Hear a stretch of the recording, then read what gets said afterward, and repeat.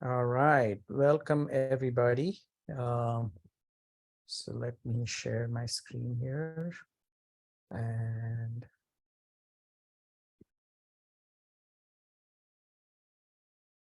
yeah. Okay, so what we have is we have a couple of things that we have been doing for last few sections, right? Um, um, so there was a chapter, the first 6 chapters, right? They were all about karma yoga, which is the how do we, since we all are very familiar with action, right? We know what to do, and doing keeps us busy, doing keeps us out of trouble. So doing is absolutely important, right? So and there are a couple key things about the action that we are doing is the doership, that, hey, I am doing this action, and there is an expectation of the result and our eligibility for that action, right? So if you take Arjuna, for example, Arjuna was the warrior and he was called to an action to fight in that battle. This battle has been brewing for, if not century, but, for decades. And they have been planning for almost a year. So he's a very important person for that battle. But he is now trying to be a monk, right? He says, I don't want to fight this battle. I don't want to kill my anybody. And then I just want to go to the mountains. And so when he does that, that's when the Gita starts, right? So the Krishna is trying to explain to him various things about what is the right action. So karma yoga basically is about selflessness, selfless action, and expressing joy in the action, not just waiting for the results.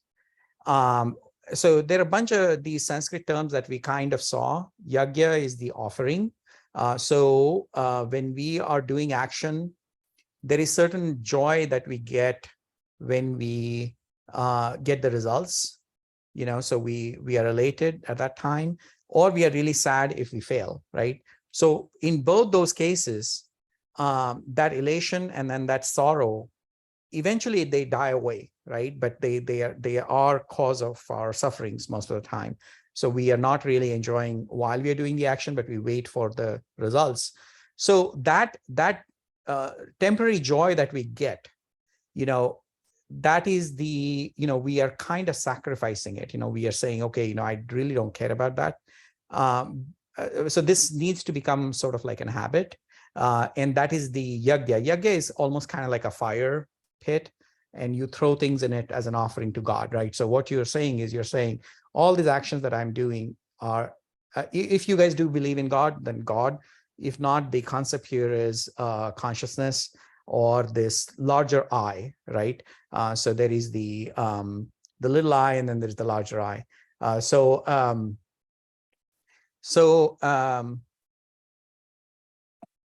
The couple things that we so yogi, yeah, and we talked about yoga and all of that stuff that that is kind of explained here in first few chapters. Yogi is the person who knows how to abide in self. So this is an important concept of our inner being, if you will, right? So there is we have our physical body, but then beyond this body, inside, we say inside, but we're going to talk about how it is really the other way around. So we have our so-called the heart, the biological heart, but then we also say like heart for love, mind. There is intellect. There is something beyond that, which is the consciousness, which is that higher self. And ultimately the goal is for us to be there, right? So because our mind can pull us into various directions. If you remember the example of the chariot, the horses are the senses, mind is mind is the reins, and the driver is sitting. And if the mind keeps following the horse and not listen to the driver, the charity is just going to fall apart, right? So that's the theory here.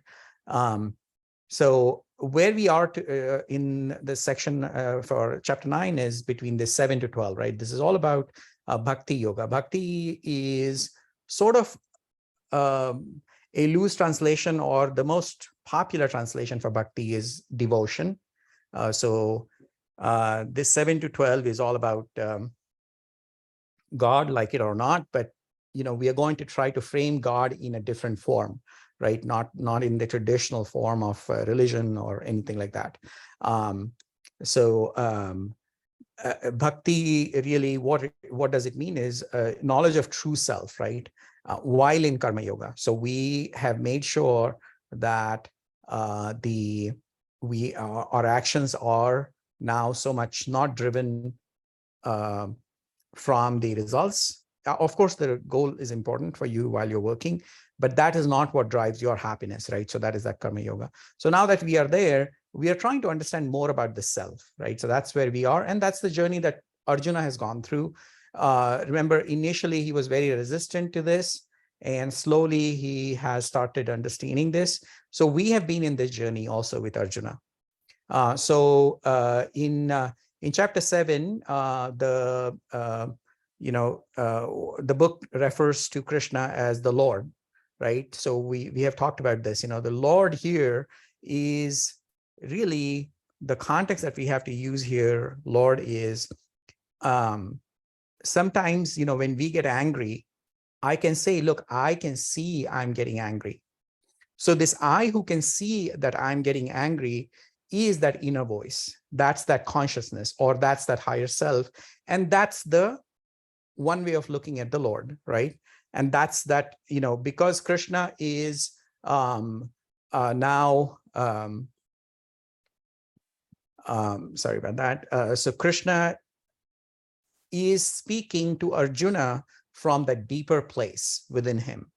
So that's why throughout the book, you'll not see the name of Krishna.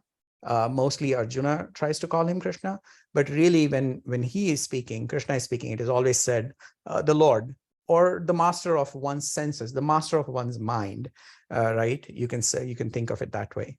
So in 7, there was knowledge of self and knowledge of the world, right? So there was the so-called comprehensive knowledge.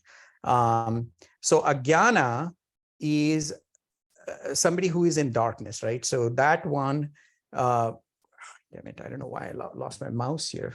Why do I keep losing my mouse? I don't know what's going on. Okay. Okay, so knowledge, there is 3 kinds of them, right?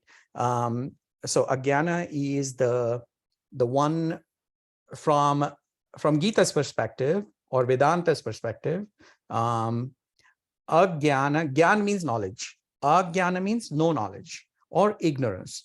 Ignorance is our current state. We live in this world, hypnotized by everything that we see in this world. And we are running after things or running away from things, right? And we are living in the circle of desires. And this is lack of knowledge. This is the ignorance. This is the darkness, right? The jnana is that knowledge of that self. I can see I'm angry, that I. And internalization in aloneness is key, right? So this one, when we talk about this knowledge, the only knowledge that matters, according to Bhagavad Gita, is this knowledge. And this knowledge, nobody can measure you. There's nothing to discuss with other people. There's nothing to show off. This is an inner being, if you will, right? So it's an inner state. And this is something that one has to take the journey and kind of start arriving to it. And vijnana is, once you have arrived there, now you can go out and transact in the world, right? So now that now you have realized that deeper voice, now transacting in the world is going to be much more, actually much less harmful, right? So and you can start seeing that every action in the world is going to be about self-realization, right? So you can be doing anything, and you start realizing that, hey, first of all, you're not observing it from mind's perspective, because mind's perspective is always going to be, oh, I either like it or I dislike it. You're looking at it without any judgment, basically, right? Equanimity. The 8th chapter was all about remembrance of self, right? So here he explains about knowledge, and then there is a question. There are a bunch of questions that Arjuna asks, like, what is the self? What is this? Why are we here? Why are we doing all this stuff? All of those questions. So so in this, one of the key point that comes out is constant remembrance of self, and faith in self, to start the journey upwards towards the only goal, that is self, right? So this notion of faith is further explored in this chapter. So he explains the Brahman, that is the immutable, you can call it consciousness. It is never dies, it's there in all of us, right? That's why we can enjoy the world, and the world exists because of that. And you want to see this in every moment, right? Every moment that you're living. If you are constantly thinking about past, or if you're constantly thinking about future, worried about future, or deciding, based on past and stuff like that. So now the time has become sort of limited for you, right?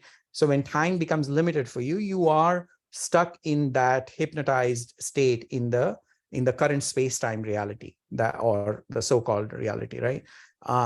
But if the notion of moment is like almost kind of like an atomic time unit, if you will, there, as things are happening, if you step away from like, oh, okay, my mind is trying to drag me into worries about future, or my mind is trying to take this past experience and trying to judge whatever is happening right now, it is going to spoil this moment, right? So you are trying to bring yourself back to that state of like, I'm just witnessing what is happening, and that is abiding in Brahman, right? So when transacting in the world, thinking is absolutely crucial, right? So you got to think about it, do the math, do the science, whatever, right? All of those things are very important. But when we talk about the inner world, heart, mind, intellect, and consciousness, these are something that you can't really measure. These are not physical entities. So here, one of the Sanskrit terms they use is bhava. So bhav is useful here. If you start thinking, basically what you're trying to do is you're still trying to make consciousness as something that is physical, and you're going to pull it apart and try to dissect it and try to understand it. That's never going to happen. So that is another thing that we saw there. Shraddha is the faith. That's the Sanskrit term for faith and trust. And the idea here is that every moment that we are living, that moment, the idea is that we want to have a self-realization. It's not some big meditation concept or anything like that, right? What it is just observing that whatever is going on right now, is it coming in as a desire or a dislike for me? And if it is, don't participate in it. Just watch it, right? And that is that teachable, take the journey. And this is that, he kind of wraps up the chapter with saying that, you need that constant smaran. Smaran is the Sanskrit word for remembering. So this is that remembering, right? So yeah, I mean, you can take the beads that, all the religious people take, and then they try to take God's name all the time and all that stuff. While those are good devices, but really the idea is for you to, because those devices then become about the device, right? That's one of the flaws of all the religions. It's more about rituals and devices. Really, we got to use those devices to transcend. And that transcending is really just watching how the world is causing us to react, right? So that is that constant remembering of this. And now in 9, he says that I'm going to give you yet another secret of this self, right? So that's what we're going to talk about. So there's more discussion about bhakti here. We also talked about this notion of when we are born, and then after a few years, there is this many eyes that form out of us, and that many eyes basically result into why are these many eyes formed is because we are hypnotized with different things, like oh, maybe it's a job, maybe it's the school, maybe it's I'm the brother, I'm the friend of this person, I'm the enemy of this person, right? So now suddenly these are all these different roles that we are playing basically in the state of hypnotization, right? In this world. So from there, we have to move to this one eye and then come back to the world, right, with a comprehensive knowledge. And that individuation, right, the indivisibility is the bhakti. Okay, now bhakti can mean many things in colloquial Indian languages. But if you really look at the root of that word bhakti, it brings things together, or looks at things in a holistic fashion, not with breaking them apart, right? The opposite of this is vibhakti. Vibhakti is basically saying, I'm breaking this apart because I want to understand what this is. If I take water, I'm going to break it out into H2NO and try to understand what makes water up, right? That's vibhakti. And so bhakti basically means, you're looking at it holistically. So H2 plus O, and then there is some catalyst that makes this water. Arjuna's state initially was many eyes, right? And Krishna was with his consciousness. Arjuna was with his mind. And there were many eyes, and he was talking with Krishna, right?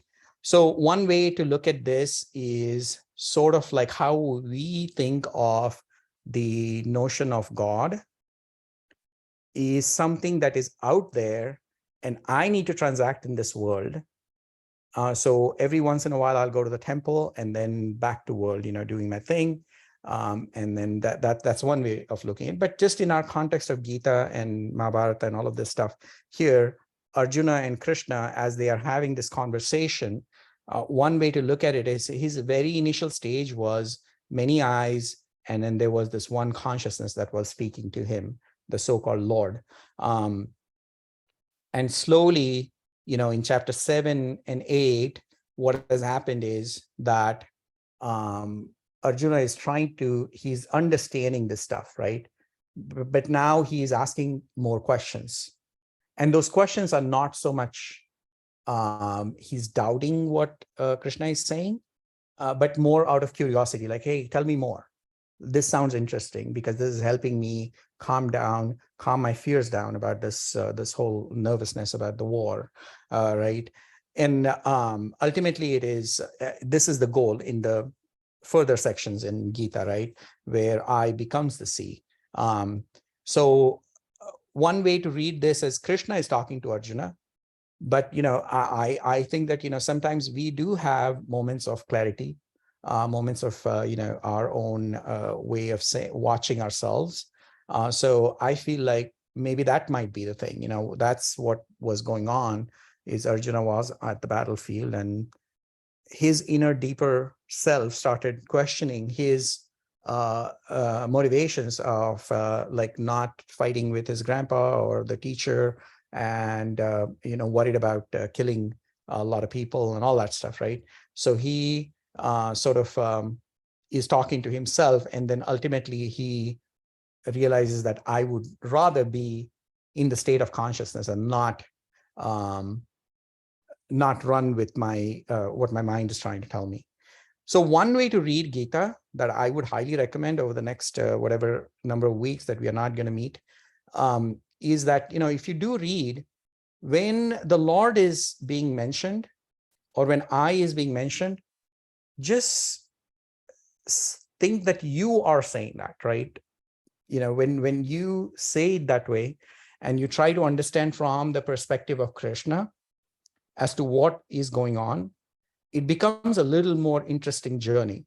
Has nothing to do with like godship or we comment people and all of none of that, right? So it's a journey, it's a personal journey. So I would highly recommend that. So again, this is sort of the summary of what I was talking about. First 6 chapters were all about how do I deal with body, mind, and intellect. I have all this stuff, and I'm working, I have a job, and I have bills and this and that, all that. So what can I do? I still have to transact in this world. So I use the world to kind of clean up my acts. And then chapter 7 and 8 and stuff, we kind of talked about it. And as you journey from something that you can physically probably understand into something that you can't really understand, some of it you have to trust, because there are lots of things that we don't know and lots of things that we know. Things that we know is something that you can break down, understand and all of that stuff, right?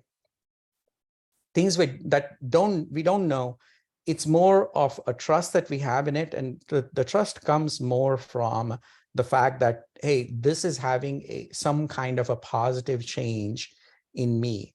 I'm not at the level of Krishna, but that would be my goal.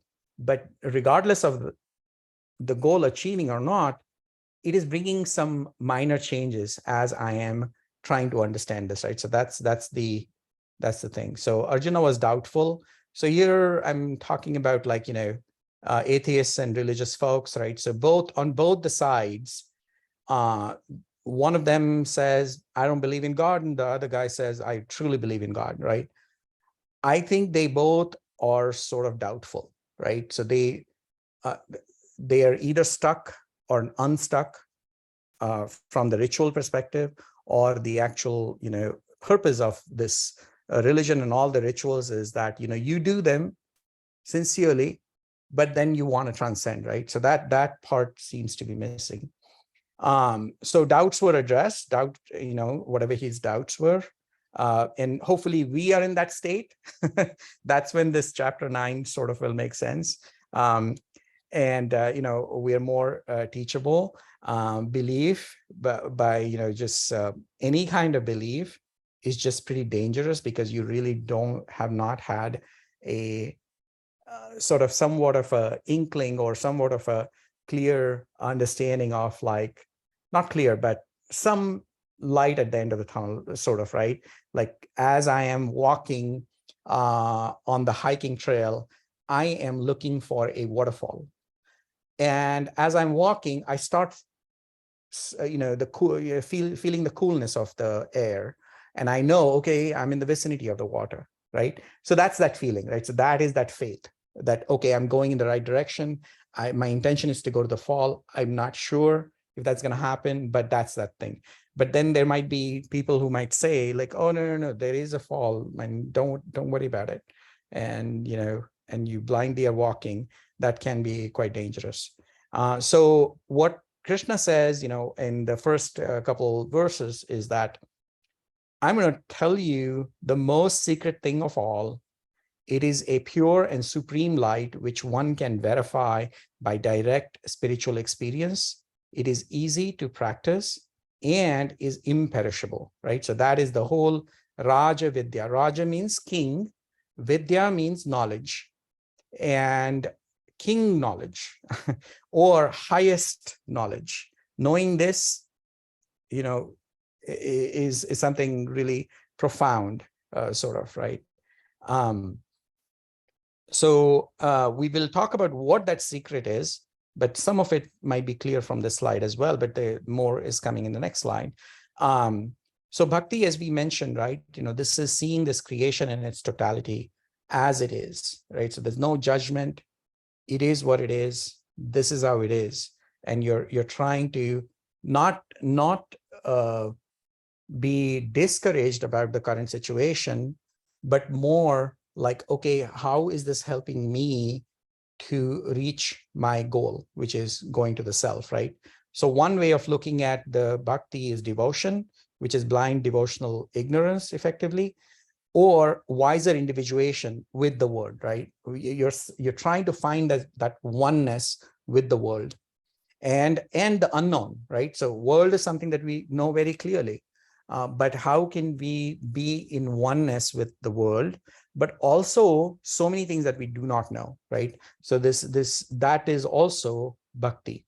So in that first state where, consciousness is sitting outside and we have lots of eyes, and I am is very, I'm brother, I'm teacher, I'm this and I'm that, right? So there are lots of doubts. There's a lots of fears of different things that are coming in life, or even death for that matter, right? I'm alive, I'm going to die. And, the nature here is very analytical. And this is fine when you're transacting in the world. And this is where most of us are, right, in our life journey. We tend to analyze with our senses, what we can see with our eyes, the physical eyes and the physical ear and the physical mouth and all of that stuff. That seems 100% real to us, right? And we use a lot of thinking, a lot of logic to make sense of this world. And that's all of our science, math, everything. And this is that vibhakta, right? Breaking apart. And this is one of the key properties of this state of being. But then we talked about Meera last session. Meera is this saint who has fallen in love with Krishna, and she has given up her queenhood, so she has left the palace, and all she does is poetries and songs and in the name of Krishna. And that is that going from many eyes to one eye. So she has found this one eye concentration on Krishna. And there's somewhat of a sort of thrill that she gets in it, and happiness that she gets. And one can also see that physically, right? Somebody who can watch Meera, to this day, Indians sing Meera songs. Those songs have been popular for so many years now, right? So people get joy out of that, and people can see the joy, actual physical joy. Then there is Buddha, who also left the palace, and he went on this other journey and came up with Buddhism, right? That there is love there. That is also okay. That is also bhakti in a way, right? So he has decided to look at the whole world as one. There is no judgment, no good, no bad. It's nothing, right? So that's his approach, right? So this is Meera's approach, or even Sufis.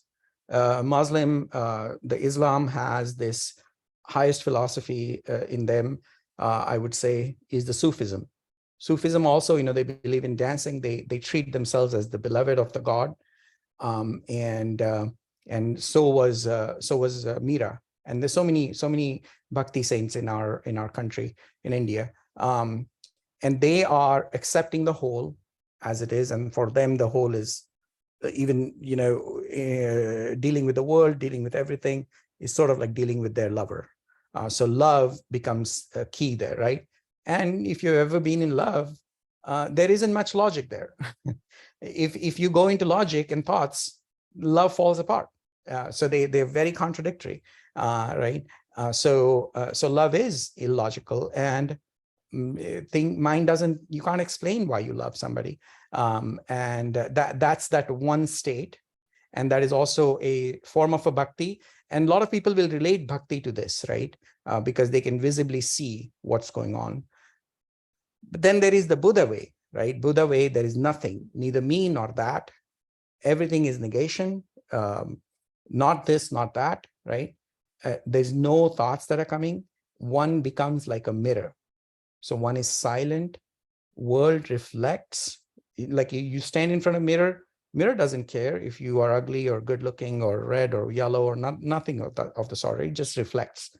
And that is the state that Buddhism tries to preach, right? So that also, now everything has become the same, oneness, and that is also a form of a bhakti. Now there are these, in effect, there are these two different ways, right, to get to that state of oneness. Remember, both of them do not involve thinking. That is absolutely key, right? So anytime, even in Buddhism, many times what happens is you look at all the Diamond Sutra or any of that stuff, there are esoteric discussions around that, and one can get dragged into a lot of thinking that might happen there. But you are losing the ultimate goal, the purpose that Buddha was trying to point to. It's kind of like, the saying that says, don't look at the finger. The finger is pointing to the moon. So look at the moon. But people just try to grab the finger. And so, which is what that can happen. But if one can get into this state, the state of love, or the Sufism music, or Mira state, or I'm sure there's a ton of examples like that. That state is something that you're not mimicking somebody else, but you internally get into this euphoric state of love, and that is quite maybe somewhat easier path, possibly. And you do not get dragged into a lot of logical thinking, if you will. So anyway, so that's I guess spiritual achievement is not about how long you can sit in meditation or how long yoga practices you can do. None of that, right? It's really, are you in bliss and peace when you're transacting in the world? When something happens, does it make you angry? Does it make you sad? And while you're doing, are you expressing joy, right? If that is happening, you are spiritual. I mean, there's so many saints and so many people who have reached in India. They were completely illiterate, right? And there's something about their being which is way more peaceful than a lot of knowledgeable people. So we could look at some of the initial things here.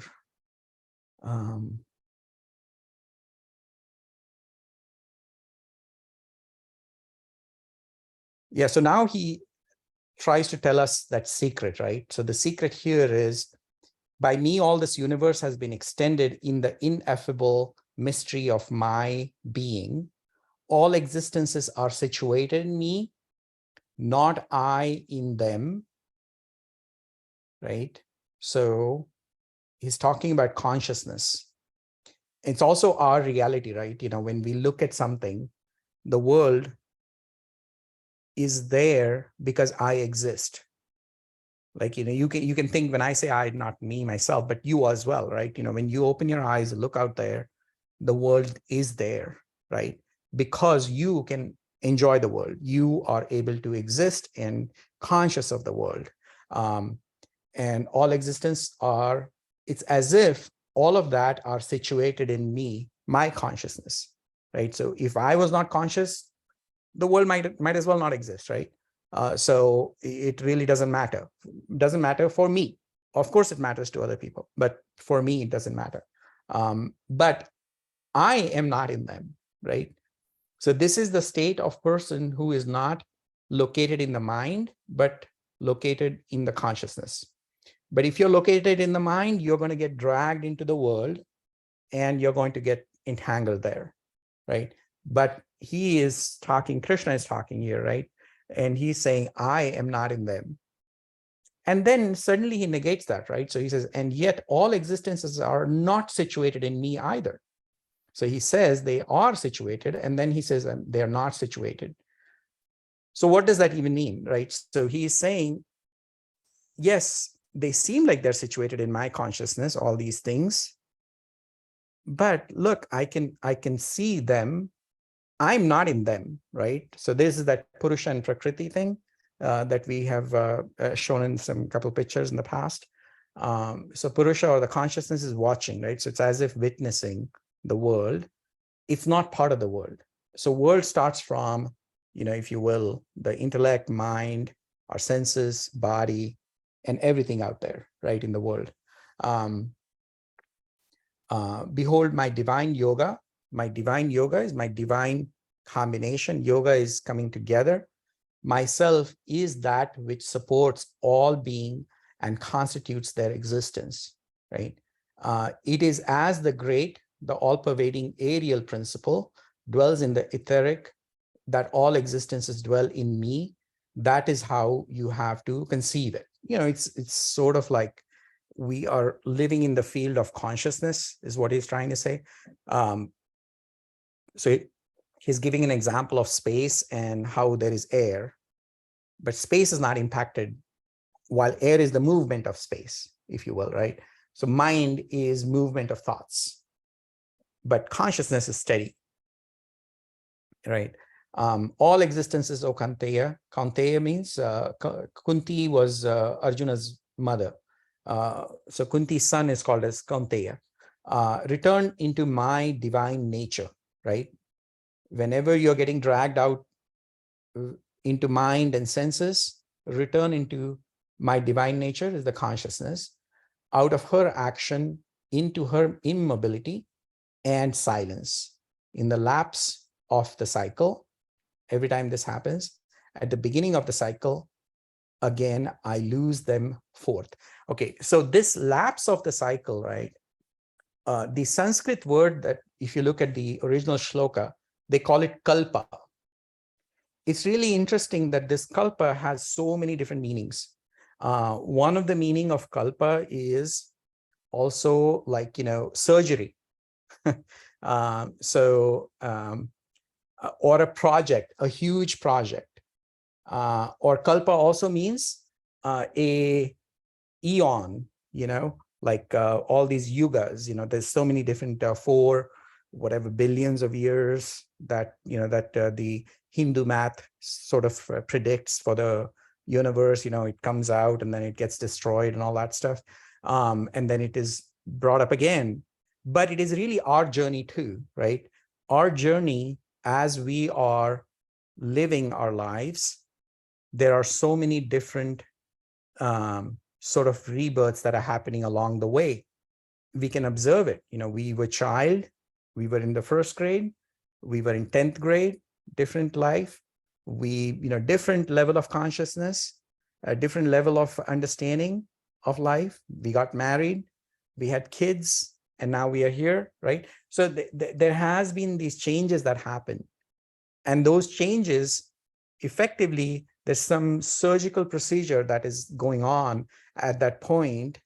And similarly, this is a belief, obviously. We don't know for sure. And this has been mentioned in the earlier chapters as well, is that, at the last stage, when you're dying, if you think about me, meaning the consciousness or the Lord, right? Not actually physically Krishna himself, but, if you're really like Meera, where you're one single pointed connected to Krishna, that's fine. The point is that the world's worries should not be troubling you as you're passing through these different stages of life, or also from life to death, because that worry is going to drag you back into the cycle of rebirth. So that our mind's impressions, they find a different body. I mean, we don't know how to prove that, but that is, it's a theory, but it's also something that we can utilize in our day-to-day life as we are going through. The impressions that are happening today will cause us to behave differently on the next day and the day after, or from moment to moment, if we are thinking about the past. Impressions happen mostly because of our desires or dislikes. So we like something, we hate something, we miss something, we want something, right? So all of these kind of get stuck in our mind, and then we create actions based on that. So does the same thing happen when you go from death to next life. While you're dying, if you're thinking about something and that's something that, you're missing, all that stuff, and that becomes your reality for the next life that you're going to be reborn as. So the lapse of cycle at the beginning of the cycles, again, I lose them forth, right? So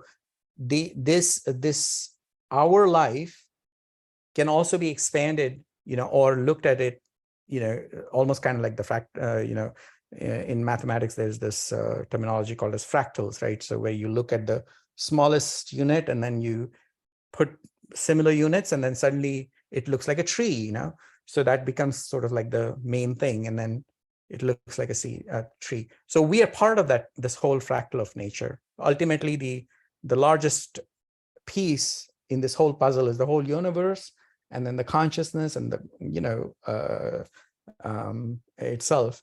And it is going through the similar kind of cycles as we are going through as well. So just coming back here, actually, let's just leaning, pressing down upon my own nature, I create all this multitude of existences, all helplessly subject to the control of nature.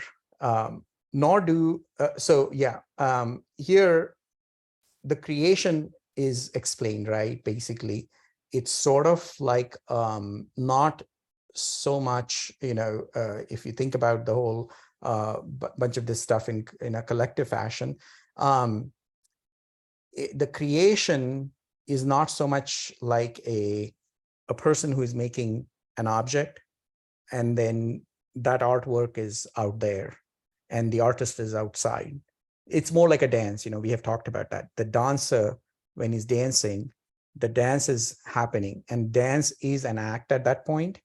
So this whole universe that he has set forth is something that is sort of like a dance, meaning the dance cannot be by itself without the dancer. If the dancer is taken away, the dance cannot be, right?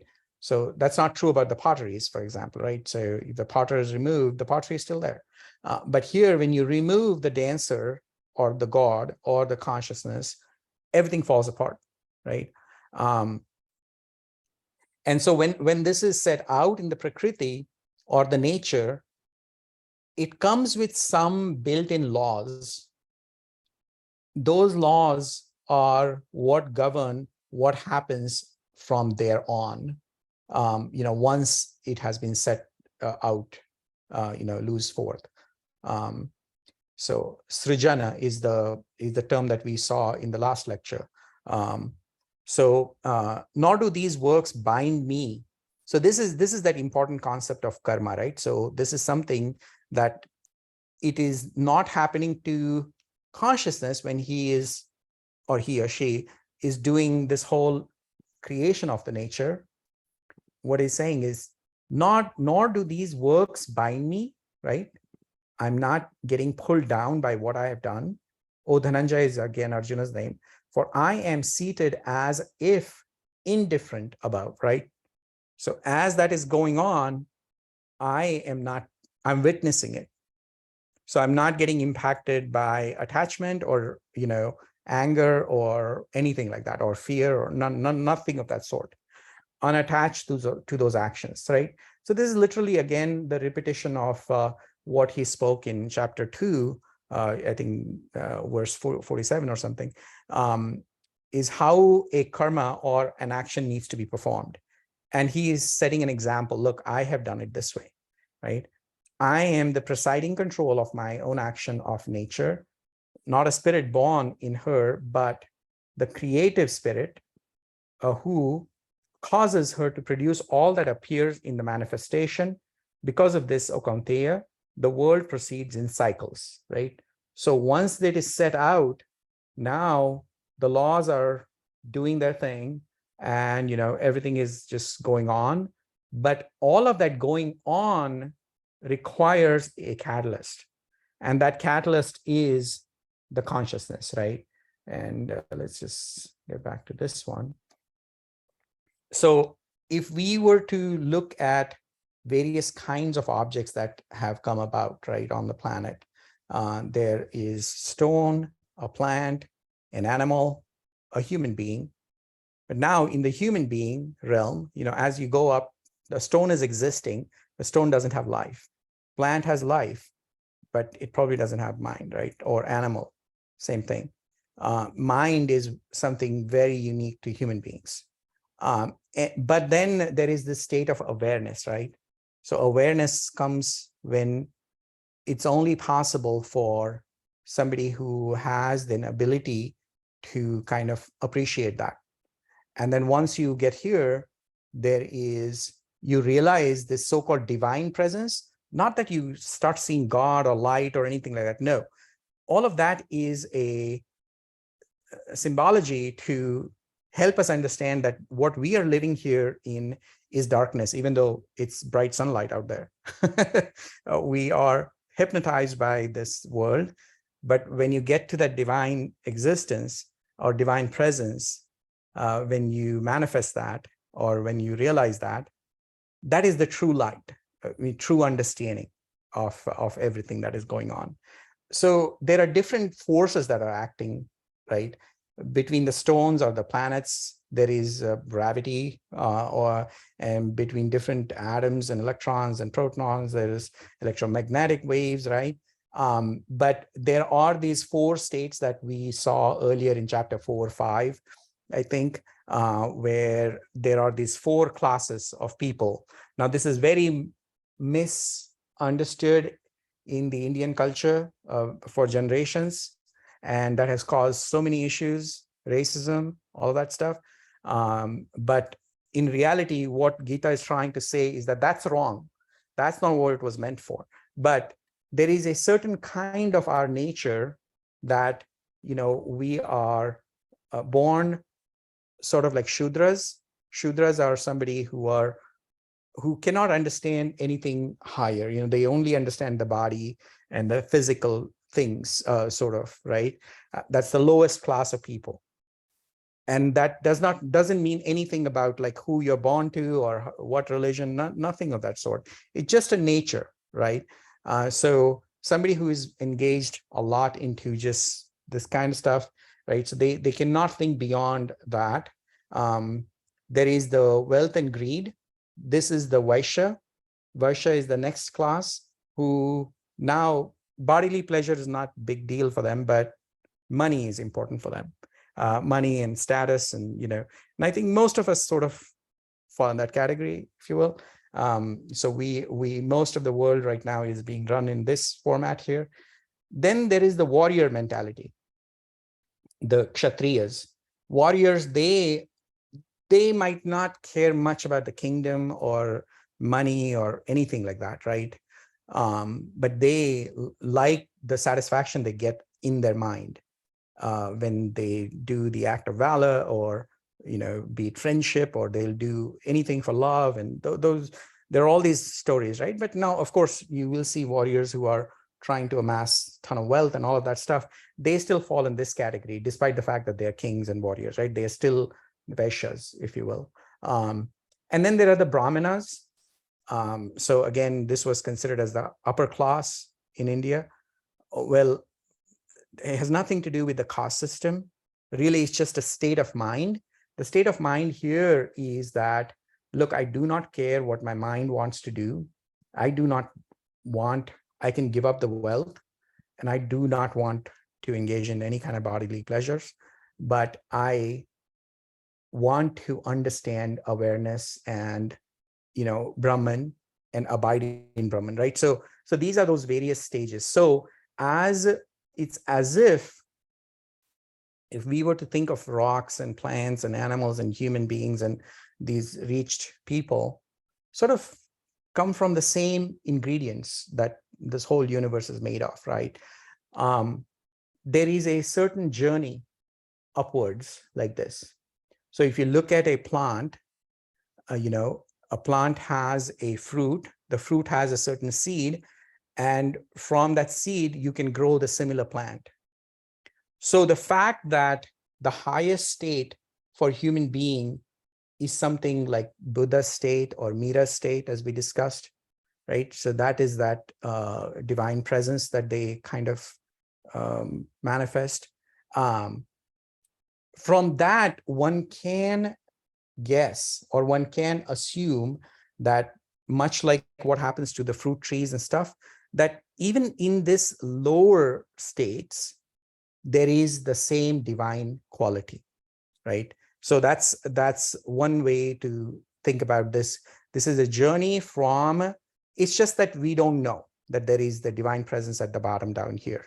So an interesting saying of Jesus is, he who has eyes to see, let him see. and he who has ears to hear, let him hear. We do have eyes and ears, but there is a certain kind of an eye that you need to understand that divine presence, even in the lowly form of states, right? Or the ears that you will need. So we talked about this perspective, right? When we are looking at an object, it's not just the object, we are putting ourselves in that object. So we see object and the subject when we are looking at an object. So if you're looking at the window, some might say, okay, it's a black border, and some might focus on the green grass, some might focus on the sky, the sun, the cloud becomes important, or whatever, right? So one's perception is always limited and biased. So whatever we see, whatever these senses are trying to tell us, is very much limited. So going back to this chart here, all these different things that are happening, different states of beings out on this planet, it depends on how we want to see them. So if we want to see them, or whatever our faith is in, we get stuck in that cycle there, right? So if we see, when one has doubts, the senses will deliver more doubts. And this is very classical psychological phenomena, which is the confirmation bias, right? We are constantly looking for something that we think is correct, and that has been a big problem on the social media, for example, right? In this day and age that we are living in. The echo chambers, if you will. So for us to get to this better perception of the whole world, there is a certain teachability that we need, right? We need to be willing to learn from every experience that is happening. There's not going to be a particular guru or whatever, right? That's not the point of this. The point is, you are going to look at everything as a teachable moment, and you're going to need some faith in that, this sort of way of looking at things, right? Things are happening. Everybody is in their own state of living. Somebody's following the wealth, somebody's following the greed, sex, whatever. And that's okay. They are all part of the same divine reality. So I guess, do I admit Ryan? So consciousness is needed for all these experiences, right? So this is really key. In anything that we do, love, hate, like, dislike, we can only do that because we are conscious, right? Sex, lust, wealth, greed, love, valor, friendship, even going up to the divine presence, it is really important that we be conscious. Otherwise, that journey is not for us. So then there is a section later on that Krishna talks about idol worship, right? So it's interesting that he says, it's okay. Idols are fine. And that's why, in India, of course, you have 33 million gods and stuff like that, or whatever number. If you look at the number, right, that probably was the population back in India. So they basically said, you can have your own god. So there was 33 million gods, right? So even idols are but just forms made of that formless, right? So it is really important to understand this. When we go get that so-called deity in a particular form, when we bring it into our house, we have bought that. It's a piece of plastic or metal or whatever, right? So this is for people who really are religious and stuff like that. So maybe some of us are not. But there's nothing wrong in that. It's okay. But really, even during that idol worship, you have to understand that is formed by the formless, right? So you are putting your full faith in that little statue, and the statue has become conscious for you, and it is guiding your decisions, right? So it is pointing you to the right direction. And then, what happens is that people fall in a certain pattern, as we have seen all the religious rifts that go on. There's idol lovers and idol haters, right? And then they both are with the same fervor, and they are fighting about something. Actually, they're fighting about the same thing, about the idol. But really understanding what the idol's purpose is, it's a token for us to rise higher. And that is that secret, right? And it is lost to most of us. Anything that we are doing, we make it so personal, we become so serious, we turn that object into a reason to cause some kind of a rift in the society. And that's where we lose that oneness. All is my manifestation. We talked about the dance. It's the same raw material, same output, same maker, same protector, all of that stuff, right? So there's no point in searching, yet while it's the same thing that we are dwelling in.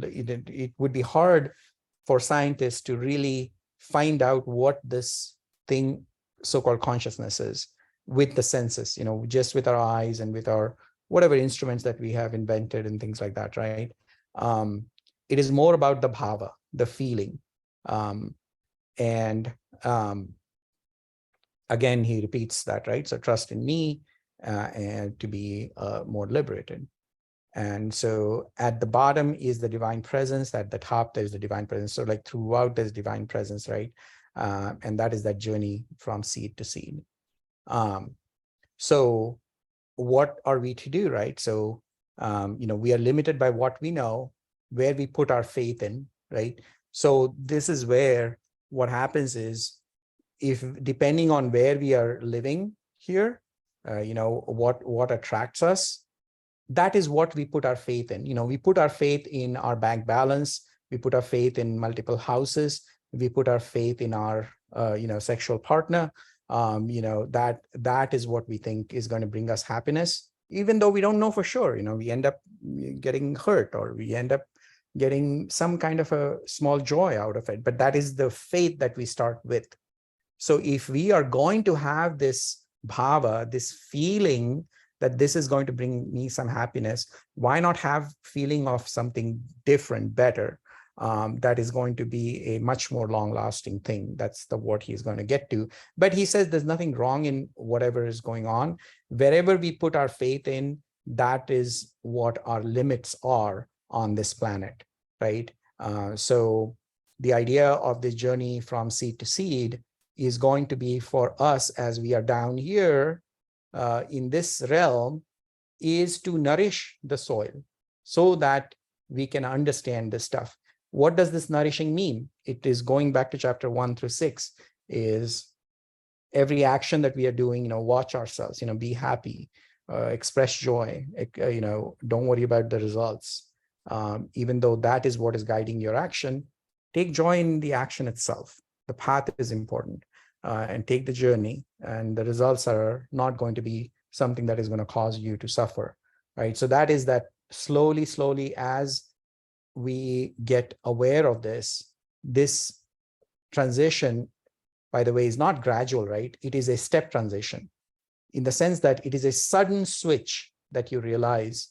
A lot of these masters, they talk about that, is that, while you're dwelling, you really come to this existential crisis, if you will, and you have this aha moment.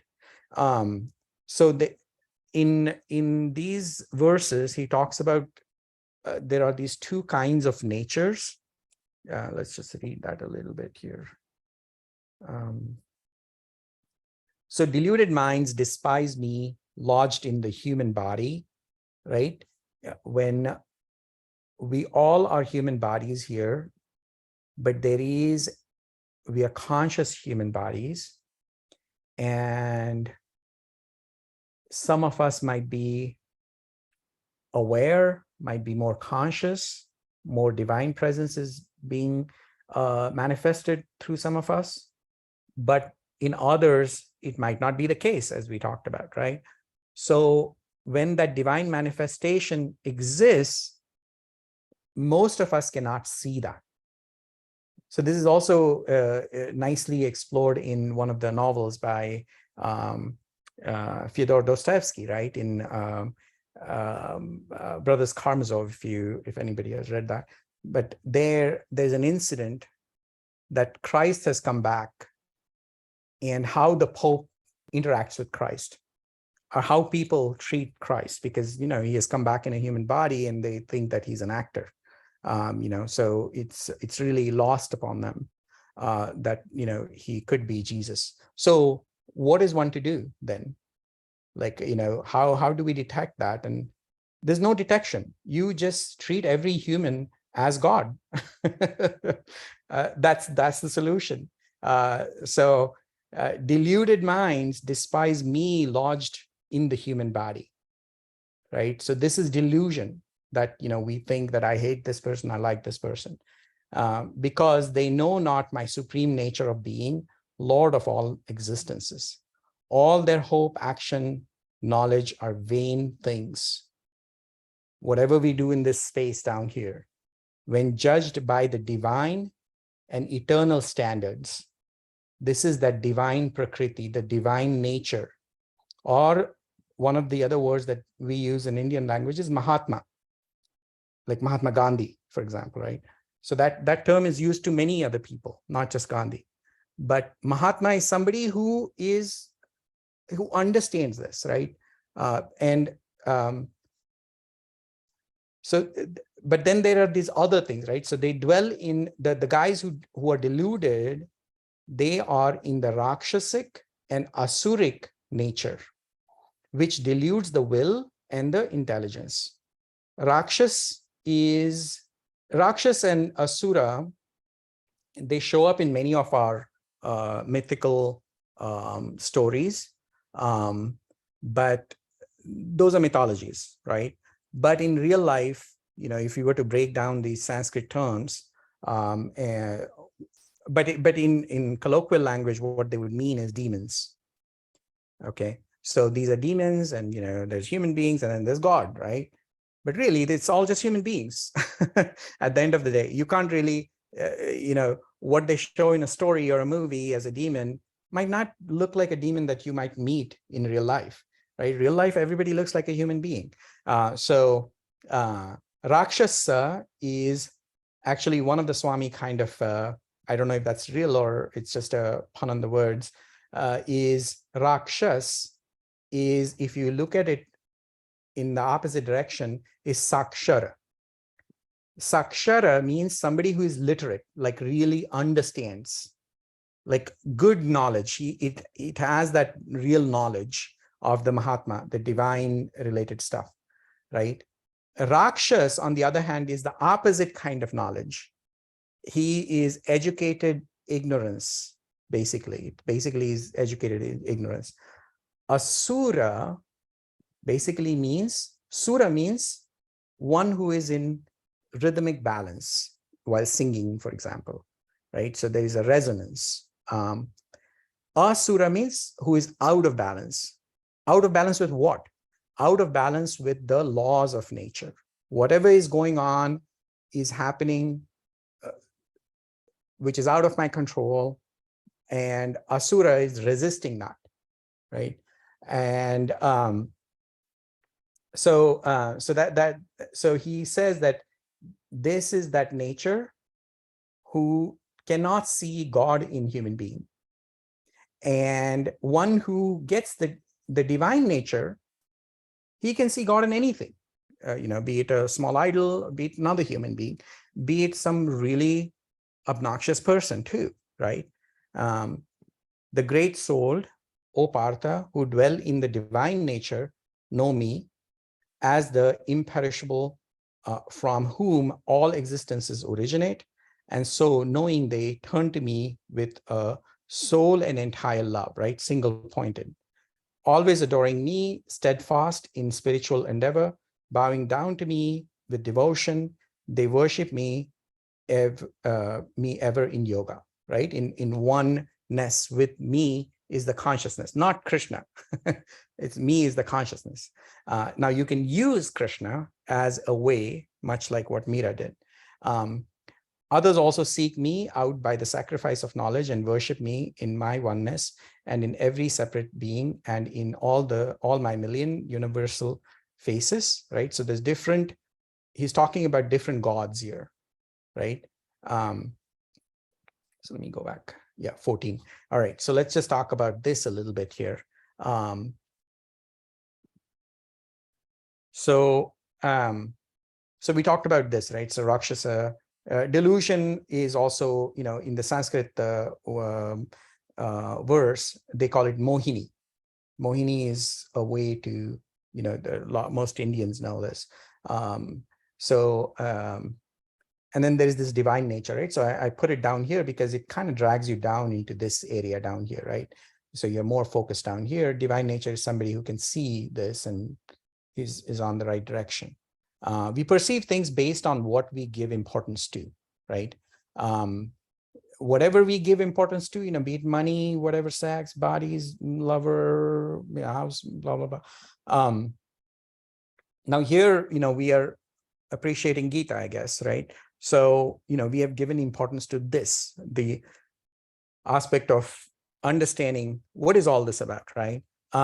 Now, animals live in a different realm. So I'm not sure if I want to go through this whole thing here. Oh, yeah, actually, yeah. Animal is sort of complete in their own way. There is no karma, there is no sin, or there is no merit there for them because they don't have this state of dilemma. We human beings, on the other hand, have this notion of mind, which gives us a state of being evil or godlike, right?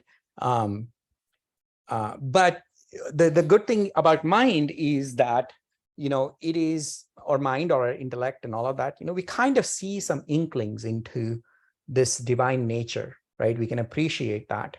And we can choose to exist at our level of being driven by senses and space-time, right? So this is, most of the time, this is what we do, even though once in a while our eyes open and we say, oh, you know what, something different about this moment, right? But we get easily dragged by this current space-time that we live in. So there's a new word, bhajan, and we'll try to understand what that is in Sanskrit. So either we can choose to get dragged into the space-time, or we can also choose to purify our inner drives, right? In good times, bad and worst, right? In all of these, whenever this is going on, we want to try to understand that more in the context of not anger, not fear, but there is something higher that is going on, and it must be something that is beyond my control. I should not let whatever is going on impact my mind in a negative way. If you need to act, yes, act upon it. But if you're going to sit in the living room and just discuss about things endlessly, then that is fruitless. And you're only hurting your mind in that sense, right? So consider the unknown in everything. For example, like why is there an ego? Why is there an anger? Why is, what are these God rituals, these actions that we do? A lot of these kind of things, right? So there is a lot of unknown, and I'll come to this cross in a moment here. For example, what we can do is whatever actions we are doing. For example, I take the example of a good thing that we do, a so-called good thing, that is going to be considered as a virtue for us in that next life, so to say. That donation can become something that we get addicted to, the high that we get, the praises that we get out of that. And we kind of feel like I'm the boss, right? I mean, I can give, and I'm much better than this other person. That's why I'm giving, right? Or it can also be seen as a way to let go, right?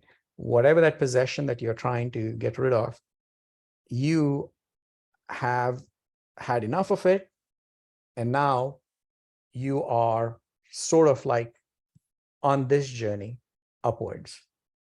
right? So as you let go of these things that you that drag you down, it should drag you up, right? So you want to live in this world to move up. So that's that act of bhajan. Bhajan is also used to sing Lord's praises. That is the common colloquial understanding. But bhajan can also be a constant, like a, how do we breathe? How do we live? How do we interact with people? And that is also can be a constant thing that can be going on inside of oneself. Um, so as positive and negative, people exist, and things are happening, bad things are happening, good things are happening. There is a general belief in Hindu philosophy is that we are bound to transcend. It's going to come later on, right? We are all looking for that same thing. There is going to be a time that is going to arrive where you are going to be feeling like, okay, I need to go to the next level. This is enough. I've done enough of this greed. I've done enough of this. It might not be in this one lifetime, but in multiple lifetimes you will reach there. So like I was saying, right, don't miss any chance to see the divine presence, even in evil. Um, the point of this is that not so much because Gita says or Krishna says, or I don't know if Jesus says, but same thing. That's not the point, that like as if something good is going to happen at the end of the day. No, right now, as you are living every moment, you are going to probably see the side effect, right? When you treat somebody nicely, life is going to become easier. It is going to be better for your soul, for your mind. Um, and there's not going to be God that is going to come down on the earth. We have to just manifest that divinity. What has happened is that, I mean, this is that principle of emergence, right? That a lot of people use in mathematics or even computer science and stuff like that. So you start with the littlest things and highest principles, sort of highest things that we can appreciate. For example, right? So we talked about this software, this presentation, these words that you see on the screen. Uh, Ultimately, they are nothing but bunch of transistors down. This transistor is nothing but very close to mud, or silica or sand. So really, all these things, the electrons are coming together for us to have this spiritual experience, if you will, right, of discussing Gita and stuff like that. So in the same way, when God created this universe or whatever, right, if at all there's such a thing, or even the consciousness, as mind comes into being and as we grow, there are all these multiple eyes that start appearing. And what happens is, because of all these layerings, the consciousness itself is completely hidden. So there is no chance for the God to appear, right? Because first of all, you won't have the eyes to see it, because you only have certain perceptions that movies might have shown you, or the social conditioning might have told you that this is what God is supposed to be. So that's not what it is, right? It's really is going to be manifested through you. Um, um, so then you will have these different human beings, like Jesus said, I'm the Son of God, or Krishna basically saying, I'm the Lord, right? And all of that. Now, one way to look at this is, you can doubt them and say, just like, it's just somebody that, I really don't want to pay attention to. But it can also be something for us to like say, wow, that guy has had some experience that I am missing. So why not, try to see what that experience was, right?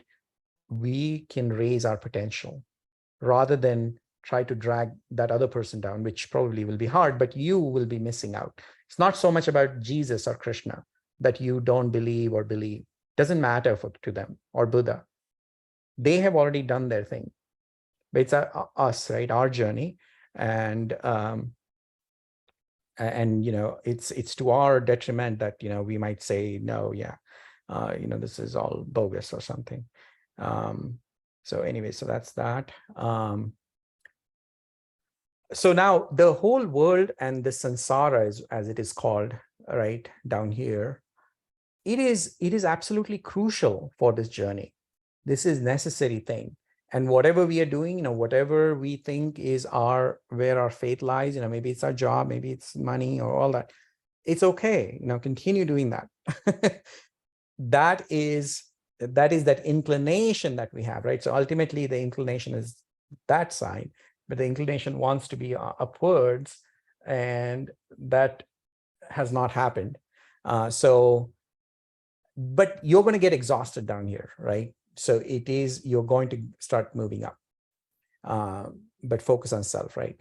So he says, this is where, one of the first initial lines is, it is a pure and supreme light which one can verify by direct spiritual experience. It is easy to practice and imperishable. So one of the Swami says, right, and this is true, we can observe this, right? Mind is all about dualities. So there are two doors, he says. One is of desire, one is of dislike. And that's how the world enters to us, right? In the world, we have categorized things. We hate this, we love this, right? That's pretty much everywhere.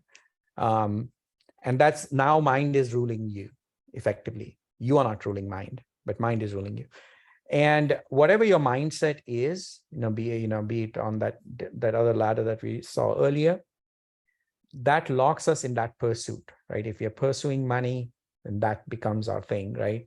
And it only leads us forward in that direction. So whatever that direction is, whatever your faith is in, that becomes your thing. And rarely do we want to turn back, once we are that far on that path. So it is better to choose that level wisely. There is this I and them, right? There's that duality, this distinction, or I in everything, right? So this is that nourishing the soul. So now he is going to talk about where all he is in, which is 15. What was it? 15. So he's going to talk about the God, right? All the different millions of gods, and then different ritual actions, and books and Vedas, and so I'm not going to go through all of that, but you guys can read about that, and we'll talk about that in brief here. And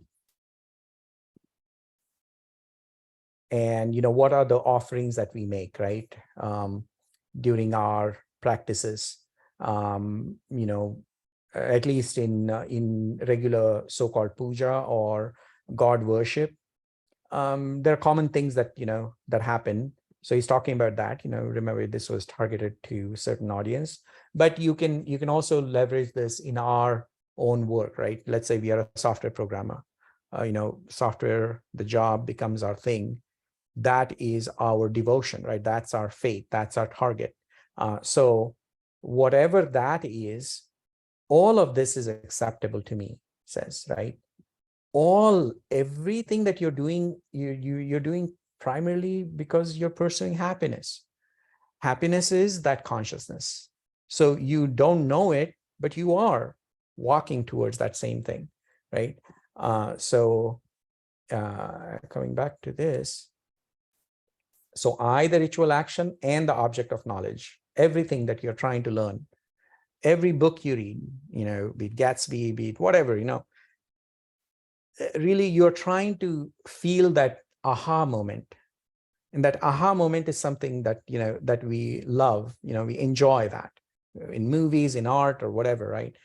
And it is all, the object of that is really the consciousness.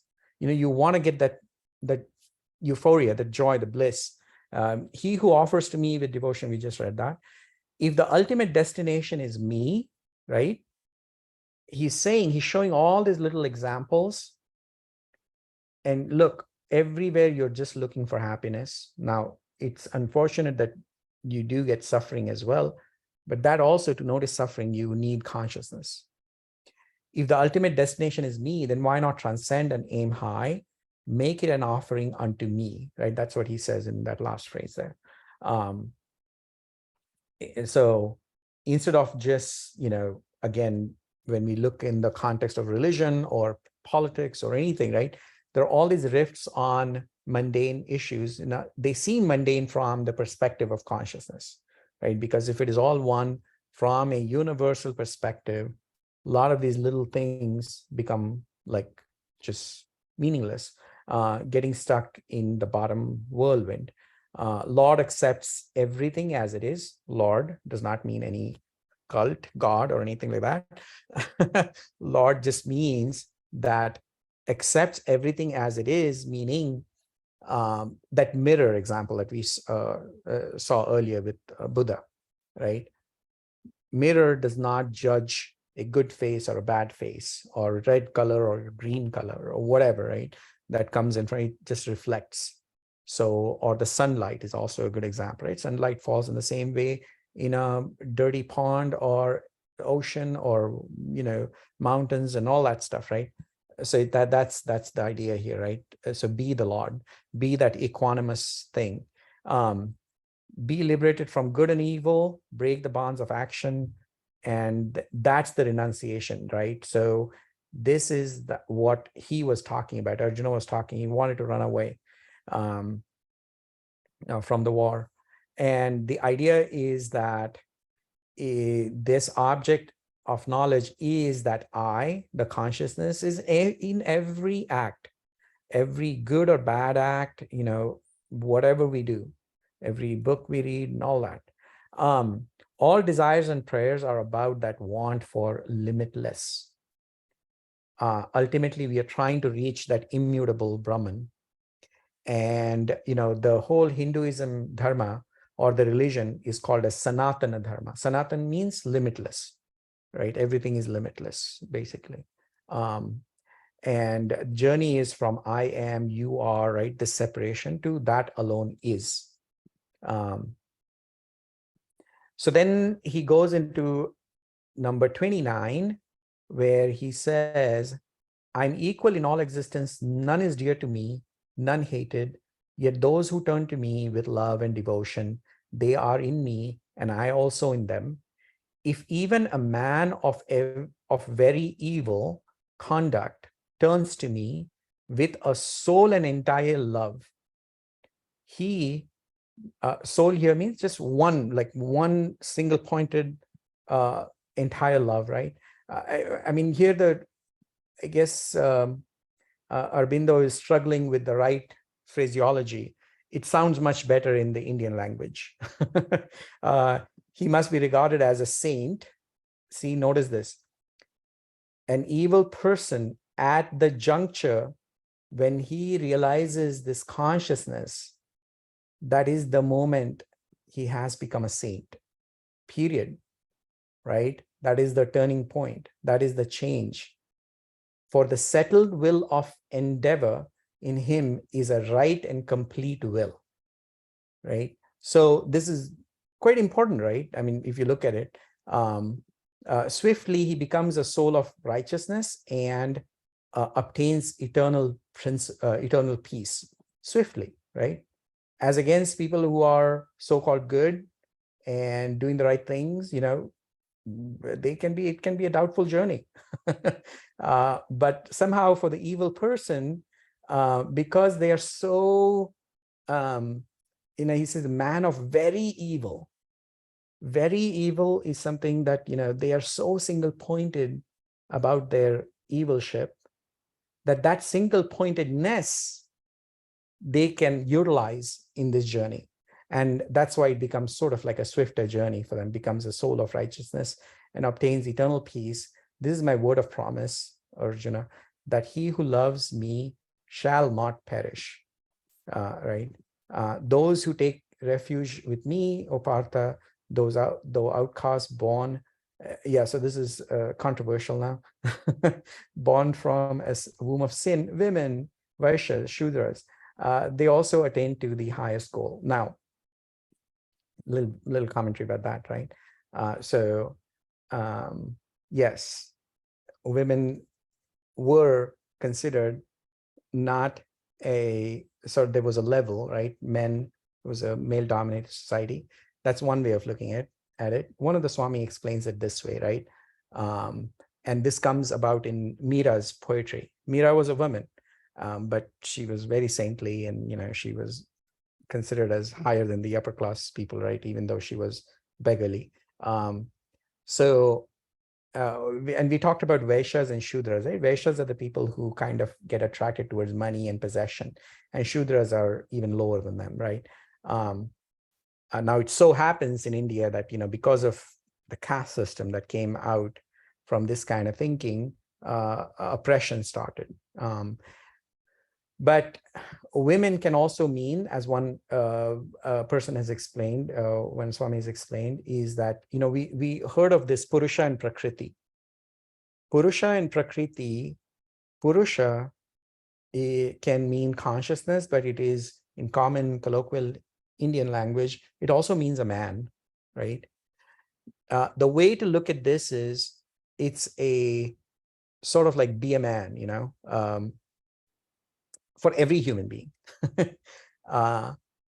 So the notion of women is somebody who is controlled by a man. So if you are being controlled by anybody else, anybody out there, then, you might be considered as a woman, not sexually, but that kind, you're not the boss. You're not in control of yourself. You've given up your control to somebody else, if you will. And Vaishyas are attracted towards the wealth, and Shudras are even lower. So he says that they will also attain, right? So it doesn't matter. So let's come back here. So just want to touch upon those. I, the eternal inhabitant, am equal in all existences. None is dear to me. We read that. And, so the saint, the settled will, right? So his will is so like concentrated. And that is that inner drive, right? So it can kind of like, so that is that. So we are so confused internally that we really don't know what drives our behaviors many a times. We can be somewhat nebulous about, like, do I really love this person? Do I hate this person? But this saintly nature is really defined as somebody who has a very settled will. So what settled will does is that the action that comes out of you is not going to be a questionable action. For us who are confused inside, the action is always bringing about dilemmas, right? So we kind of feel sorry about it later on, and we think about it and all that, right? About this evil, right? So one of the things that the Swami explains is, right, to see this in practice, about, like, not quite very evil, but even just our day-to-day anger that arises in us, or urge to be hateful. The moment that arises, one can be witness and hold the reaction that mind wants. Immediately, that witnessing, that holding, is that turning to me. Turning to me is turning to the consciousness, that inner voice, right? Immediately, you will notice that the anger will transform. And, this is used in many of the self-help books, right? That, hey, what was it, Dale Carnegie or something, How to Win Friends, where he talks about this woman or something, I guess the letter that she writes, which was hateful, and then, or he writes, I guess, back to her because she was not very happy with him or something. And then he sleeps on it. Next time he tries to write it, he writes it in a different form, little less hateful, right? So over time, it becomes much better. So this is that holding the reaction. And that holding the reaction only comes when you are trying to not act from the place of the mind, but one level higher. And that is that turning to me. And that's why it works even for evil, right? So there is high stress on how to behave. Laws are needed for the society, for the traffic and all of that stuff, for example. But these outward ethics, so-called, can be quite deceiving, right? Inner drive needs to be investigated. And that investigation really does not nobody can be judge of another person. It is an inner journey for everybody. Sin, as we know, is not the sin according to Hinduism, right? Or this so-called Vedanta. Good conduct can be hypocrisy. And most of the time, ethics, how do we use ethics is because we want to judge the other person. We are trying to see this ethical behavior in, let's say, a corporate culture or anywhere else. But we never really utilize that to look within ourselves. But even then, we tend to do it out of fear because we might go to jail or something like that, right? Or something bad is going to happen to us in the society. Evil in reality is the ignorance or the blindness that we talked about earlier. And that is the only sin. Why is that the only sin? Because from there, whatever you do is going to be causing more perpetuating type of sin in the society.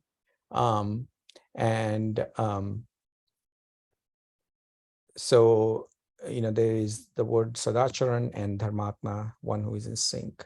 But yeah, there are some verses that kind of touch upon this. So I'm kind of wrapping up, I think, soon here. We have to live in this world, but the goal is to learn from this, right?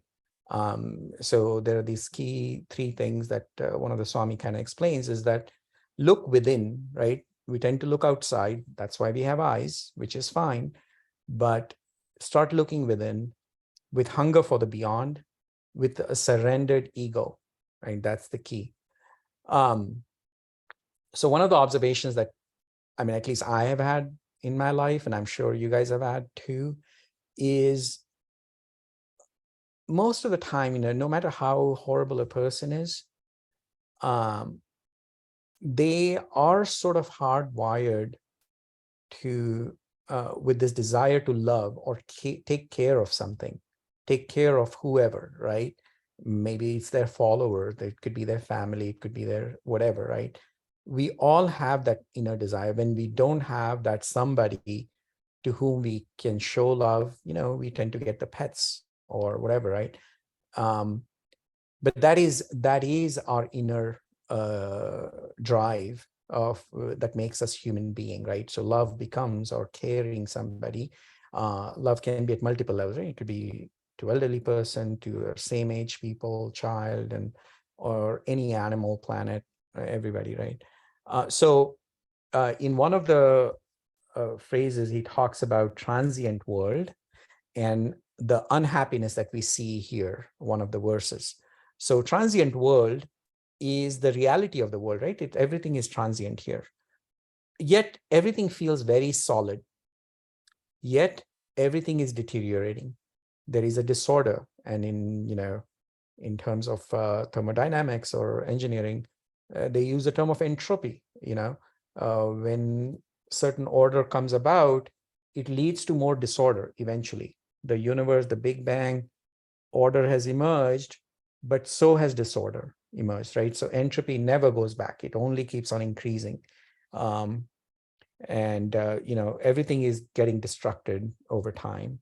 Permanence seems so real in the world, and happily ever after never is, right? So that's only in the movies. One makes promises of long-lasting love, right? So this is an example one Swami gives, that when we are interacting with somebody, there are all these promises given at that moment, in the heat of the moment, right? And there is this notion of long-lasting love. But if you think about it, right, truest love stories are always or what we read about are all these unrequited loves. Love story. That has been my observation. I've not heard of any happy love story, if you will. Love always withers, and one feels betrayed. Why do they feel betrayed? Because they took these promises very seriously, the long-lasting nature, which it is not, right? They thought it was going to be long-lasting. But that's the nature of whatever you do in world, especially with your mind involved in it. When the mind is involved, even the act of love is going to deteriorate over time. It can also be with your kids, the love that you show your kids in young age if it is done with mind, it could turn into something that at the older age, you might want some returns back or something like that, right? That's not love. That's more of a transaction. So love always withers and one feels betrayed then. And then worst is when we really truly believe in those promises and we want to keep dragging on, right? That more suffering. And seeking permanence is the reason for the destruction of it. This love, if you had not thought of it as long lasting and had you enjoyed it just for that moment, it would have been a much better thing. You would have not gone into depression. So anything that you're transacting in the world, if you understand the nature of it to be transient, and in Vedanta term, really, it is unreal. Okay, so that's how serious they are. But from our point of view, if we can see the transience of things, then that destruction is not going to happen, right? So the fall of whatever that endeavor is not going to hurt us that bad. And he talks about the unhappy world. This whole world is basically, you can see these little happinesses, but everything leads to unhappiness, right? So the other way Buddha put this is life is suffering, right? That's the very first topmost highest thing that he preaches, right? So that's the thing that he's concluded. But here Krishna takes another aspect. He calls it unhappy world because we can understand this because we love this life, right? We want to earn money, we want to go on vacation, we want to be with people, enjoy the restaurants and bars and stuff like that. And we see happiness, we actually see happiness. So we can't really quite relate with Buddha when he says life is suffering. You're like, really, is it? Probably not. I don't think so. Yeah, sometimes it is, not all the time. So that can be a reaction to what Buddha is saying, but Krishna calls it unhappy world because we have associated happiness with this world. So we expect happiness, right? When I suffer, it's my broken expectations, really, like we saw earlier. So in that sense, because of my expectation, the suffering has happened. So this seeking happiness in the world is the problem. So this is, again, going back to that earlier diagram where we were saying, you got to move upwards. And if you don't seek happiness, you're not going to feel the hurt in every transaction, right? You just transact and you just, like, if you feel like you want to love somebody, okay, love, but don't expect anything back. If you get something back, enjoy it, but don't dwell on it. So this desire to love is absolutely hardwired in us, right? When we are alone, that loneliness is felt much stronger because of the fact that we don't have this other person to express our love. There is all this, now there are courses of happiness in where was it, Stanford, I guess, or MIT or something, where they're teaching these young students about where does one get happiness from? Is it the money? Is it wealth? Or is it houses and all that stuff? They conclude that, happiness comes when you give something to somebody. It's an act of love, right, at the end of it. And it brings me back to Meera. If I really recommend, if you guys are interested in this, you should read about Meera. It's interesting, how her journey was and stuff like that. But yeah, I should have popped this up earlier, but he says that in this transient and happy world, turn unto me, he says, right? Don't dwell too much on this world. You're not going to get the happiness from there. You're going to get happiness from me.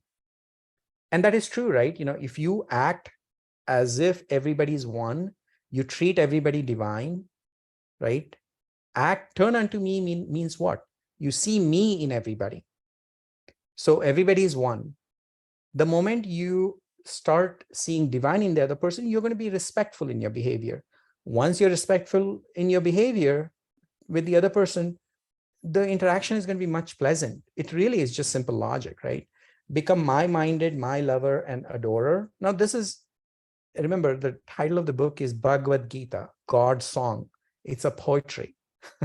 So all of this was written, when it gets translated in English, it kind of loses the whole poetic quality, I guess. So yeah, so this my-minded, my lover is really that feeling of pang that one feels towards somebody, but that is very much mind-driven, for the boyfriend or the girlfriend, right? But that can also be made about consciousness, ourself, our higher self, which, or in case of Meera, she put it on this notion of Krishna. We don't know for sure if Krishna existed, but if that notion helps somebody to become one-minded, single-minded, and a happy person, why not? Sacrifice to me, not everything can be solved by this material world, right? So this is another thing that we have to understand, is that, if we are too much into this transactional world, we think that that is the answer. There is where the answer lies. But we know that not a lot of these problems that we are facing today are really solved by this. In fact, if anything, every time we solve something, we create 10 other problems or 100 other problems. And sometimes we are not even alive to see those 100 problems that we have created. And the future generations have to pay for it. And having me as thy supreme goal, right? So the point is, and this is what Aurobindo in his ashrama, or whatever he started in India, the stress is in this integration, right? Integral yoga is what he calls it.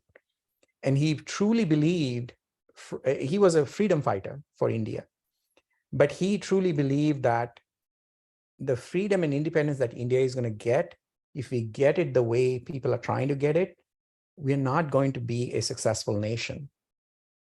And his thing was that, we should be thinking about creating integral human beings. And he was really thinking about a larger context.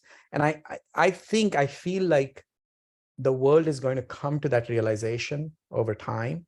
But we are in the right direction, as much as we are getting bogged down by metaverse and AI and social media and all of that stuff. But those things are also making us, in some cases, quite ignorant, and safety becomes a concern. People are getting hurt, but then on the other side, some people are also realizing the futility of all of that. And as these AI developers, as they are they're playing God, right? They're dealing with the same ethical issues that one would deal with when one is interacting with another human being, which is quite interesting, right? If you listen to some of these AI researchers, when they talk about their research, they phrase it as if they are trying to understand human mind while they're developing the AI solutions. Now, those solutions go in wrong hands and all kinds of crazy things happen. But yeah, that's where I'm going to stop, and then we'll open the floor.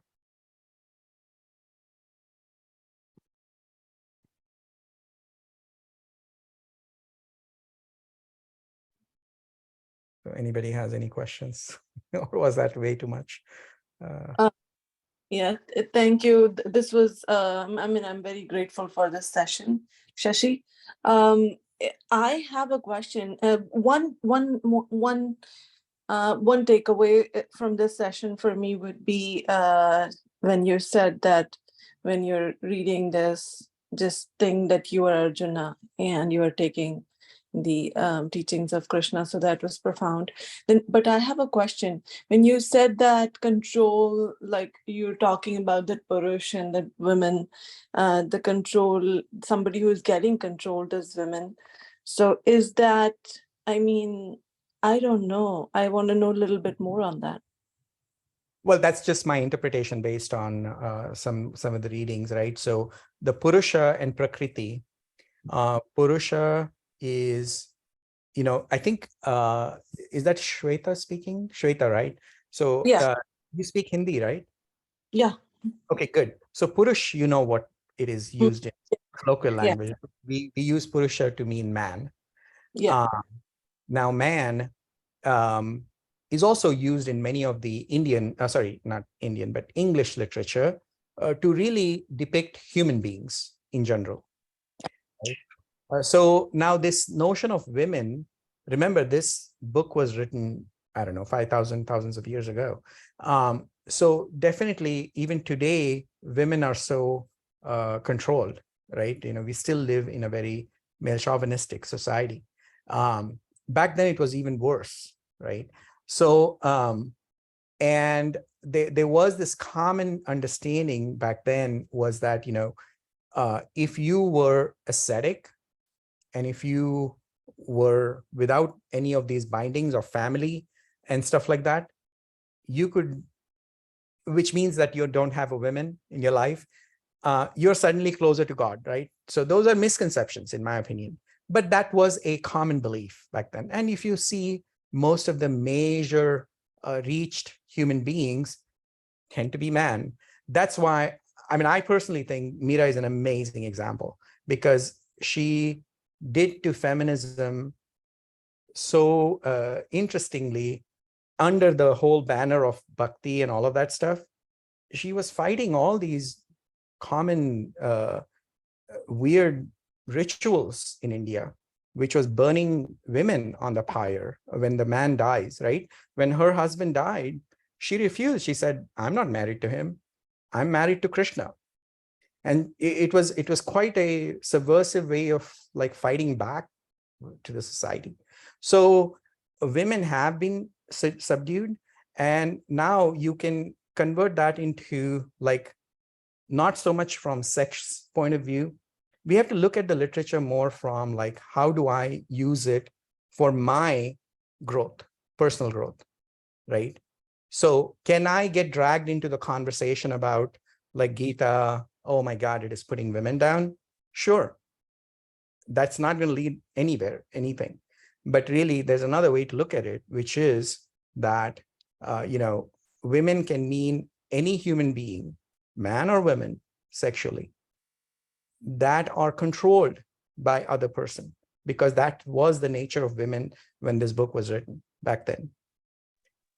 So from that point of view, he is saying that, you know, that is sort of almost kind of like a lower class. The upper class was the person who kind of like is fully in control of himself, and he can obviously understand the divine nature. But one who is not in control of oneself, they can get dragged into the Maya or the Prakriti or the space-time realm.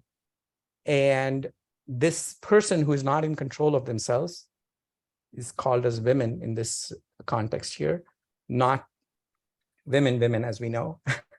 Yeah, uh, yeah. can do that, right? And that's one way of understanding.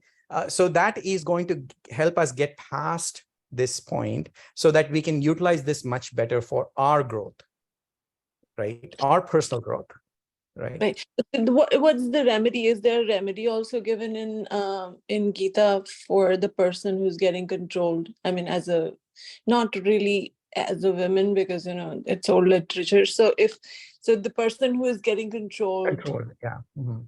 Yeah, so I what's think the I think there is no remedy given, but really the remedy is clear all along the way, right? All along the way, the point is that, are you getting pulled down into the samsara, or are you going to utilize the samsara to rise above it?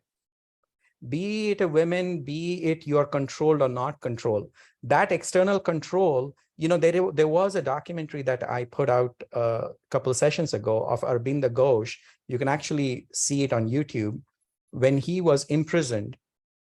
So he is being controlled by Britishers at that point, right?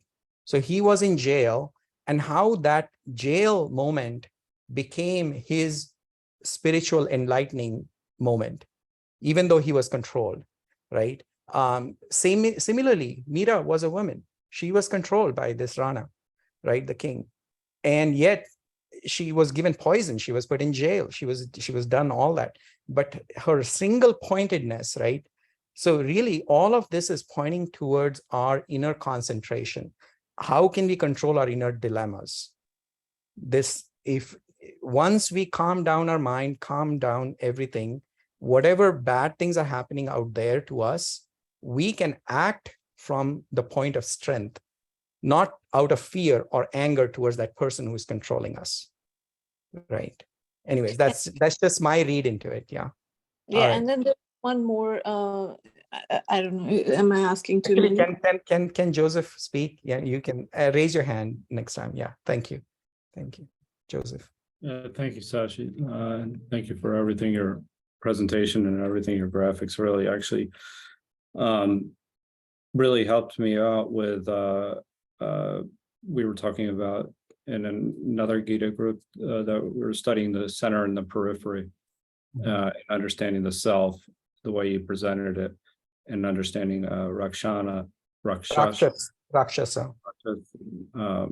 Ashura, and actually understanding how that's the periphery.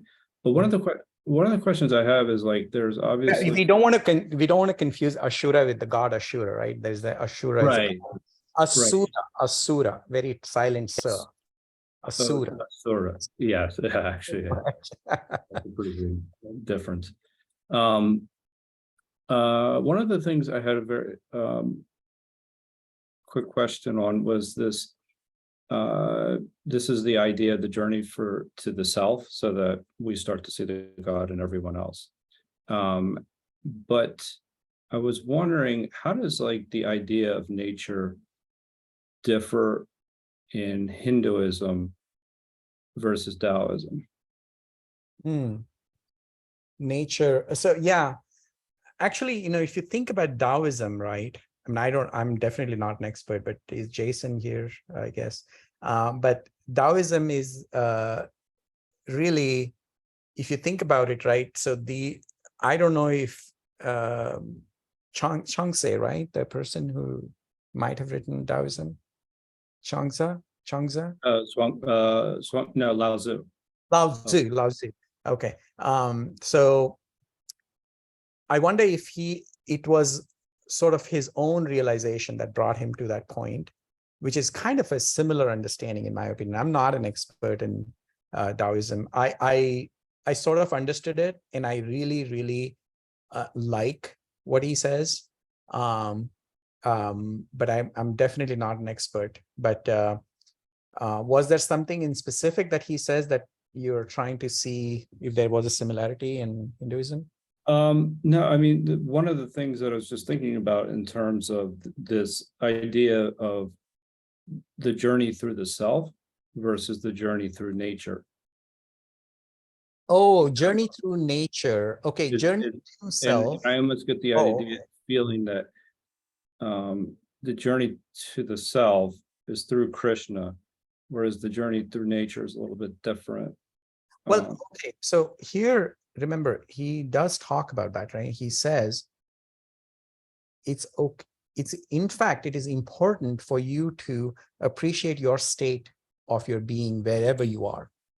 And he says, whatever you're doing, even though you do not know, you are talking about me, the higher me, not Krishna, but the consciousness. Okay. Make sure that they distinguish that, really clear distinction, that there is no, I mean, at least that's how I understand this. There's no God out there, right? It's us. It's within all of us. We just have forgotten that. So if it is within all of us, how do we reach there? The way to reach there is not to close our eyes and close our ears. No, be out there, which was the misunderstanding, which is what Arjuna was trying to do, right? He was trying to close his eyes and, like, I'm going to look within, but I need to go to the jungle or the mountain. I cannot be here in the war. I mean, this is just bad. This is going to cause a lot of sin, he says, right? And so Krishna says, no. Be here, open your eyes, be aware, do everything.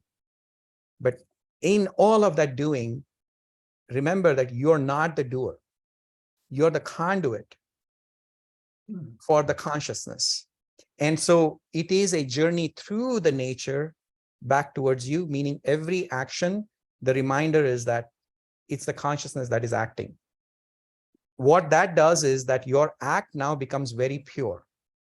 Now you could be killing a person, which is what samurai people do, right? They will be fighting, they'll be killing people, but that killing is not the kind of violence that we call as violence, right? So there's a subtle distinction there. Okay, so Thank you. yeah, I guess Vinay. Hello, Shashini. Yeah. Actually, just in first question, the point is raised by Shweta ji, that is Purusha and Prakriti. I think in second chapter in Sankhya Yoga, the Avyaya is a Purusha and Akshara Kshara both together function as a Prakriti. Yes. And Purusha and Prakriti, that means Avyaya Akshara Kshara, as you explain in your earlier talk also. So Akshara Kshara together is a functionality of Prakriti, and Avyaya is a Purusha functionality actually. In system, actually, Purnamada like that, we have a system logic. And even in, I think there is a perception in Varna, as we talk about that also, that the one, as a human, one cannot utilize their energy for their own personal, as I is able to observe the world, but I cannot see itself. So it requires Mahana. So Chitta requires Mahan to reflect the image. Otherwise, it's not. That means the eye is not able to observe him itself, and it requires mirror. Like that, human energy devoted in some system, the reflected is in any yagna also like that. The reflected you get as a prasad. So reflected is we have to get like that. So every person has to put some contribution in anyway society or whatever the system. So what happened? The Brahma, the knowledge of Brahma is utilized for peace in society. Hence, the classified as a Brahmin. Knowledge of Parakrama, that means whatever the ability, Nakshati, yani nakshatra like that, Nakshite, yani to prevent the system as it is, they utilize their energy. And so, that. Vinay, I think that's a lot of details. I don't think this is the forum for that. But I think Shweta was more talking about women in the context of them being called as a lower class. So that was the discussion. But yeah, those are all great esoteric. So in according to the Akshara and Akshara, both together is a Prakriti actually. Yeah, but why are the women in Sankhya, according to why are women called out separately than man? Man is not called out in that phrase. So that was the question that Shweta was asking. Why is women being treated as a lower class? Okay. Yeah. Okay. So I think we have to move. It's 4 p.m. But Madeline. Oh, that's all right. If you have to close now, that's okay. No, go ahead. Let's finish it. Yeah. Okay. It was a question about something in the text. Okay. It's on one of the latter slides on the right-hand column. I believe Arjuna is reassuring Krishna that he will not, Krishna is reassuring Arjuna that he will not perish. I don't really, I have to say, I didn't really understand that. In Christianity, the point of the whole thing seems to be that each person is a discrete soul, and that soul will be preserved after death as an entity.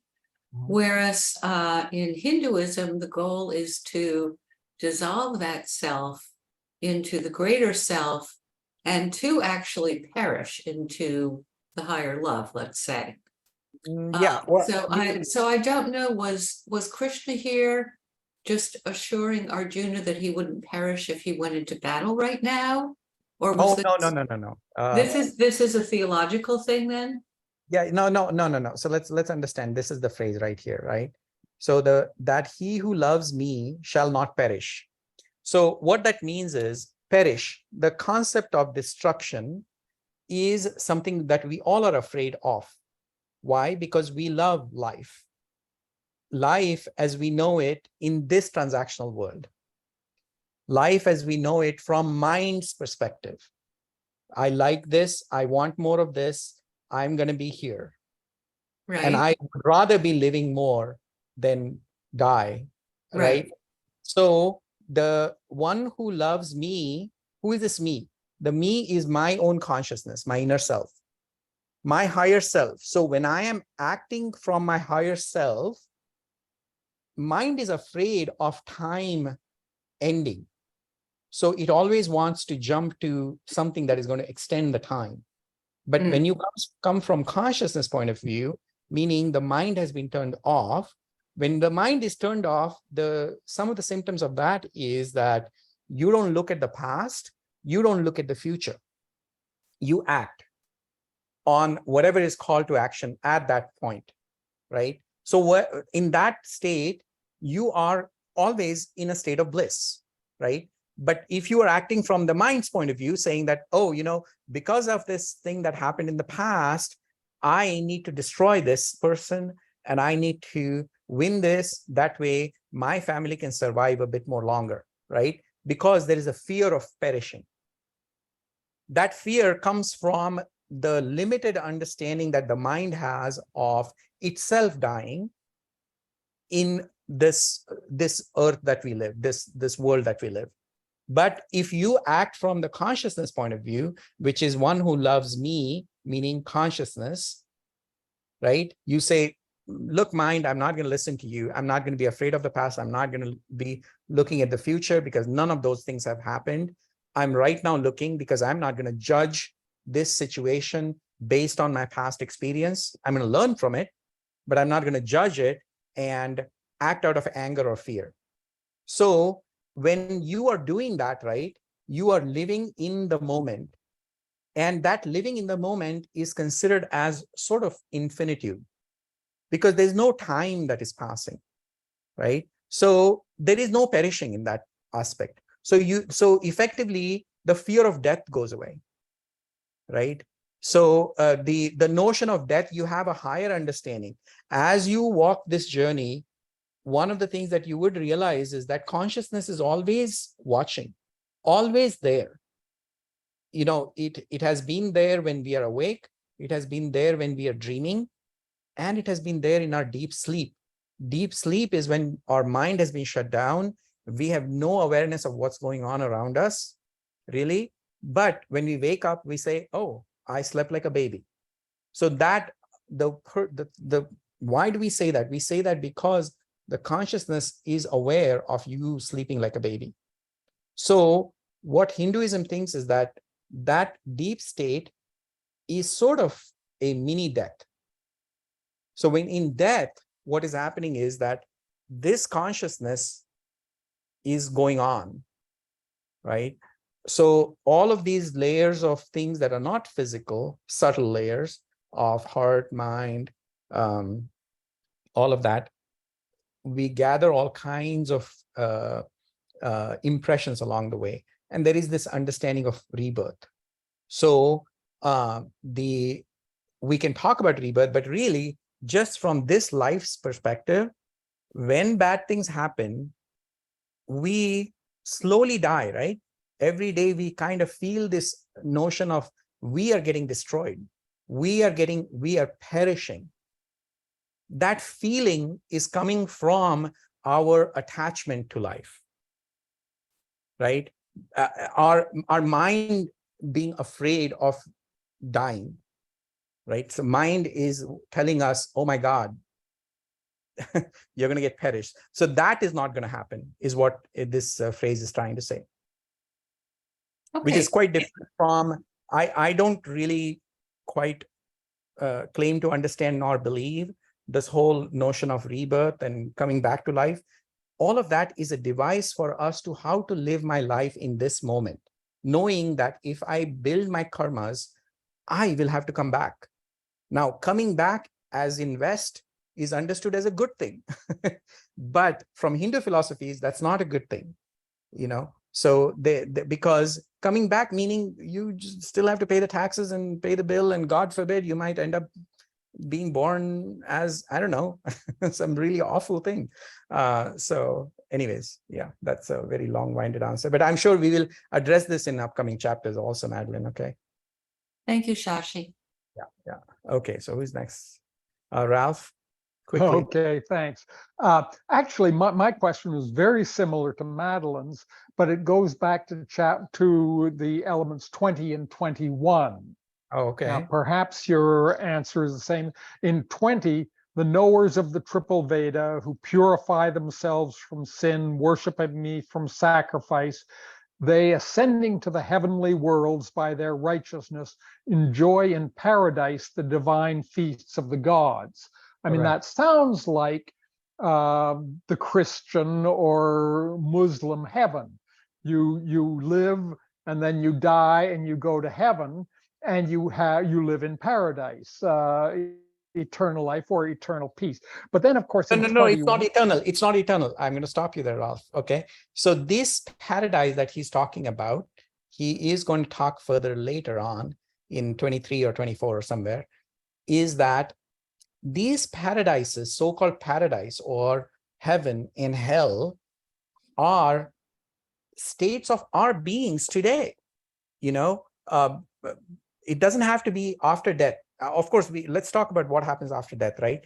So if we really want to believe that thing, then yes, you go to heaven, but you come back. Heaven is almost kind of like, okay, you have invested so much and you're going on this vacation to, I don't know, Italy or something, right? Italy is, let's say, heaven compared to America. I don't know if that's true, but let's say it is. So you go to Italy and you spend your $10,000 over there. After the $10,000 is done, you got to come back to this life here in America and pay those taxes and pay the bills and all of that stuff, right? So heaven is just a minor state. The knowers of the triple Veda, and they are worshiping me indirectly, is what he's saying. What he's saying is that all your rituals, whatever you do, the rituals promise you this heaven. Okay, based on that promise, you get pulled into that ritual and you will even achieve that, but you don't know that what you're really looking for is me. You think you're looking for heaven, and that heaven you might get too. So be careful what you wish for. You will get it, but once you get there, you're going to come back.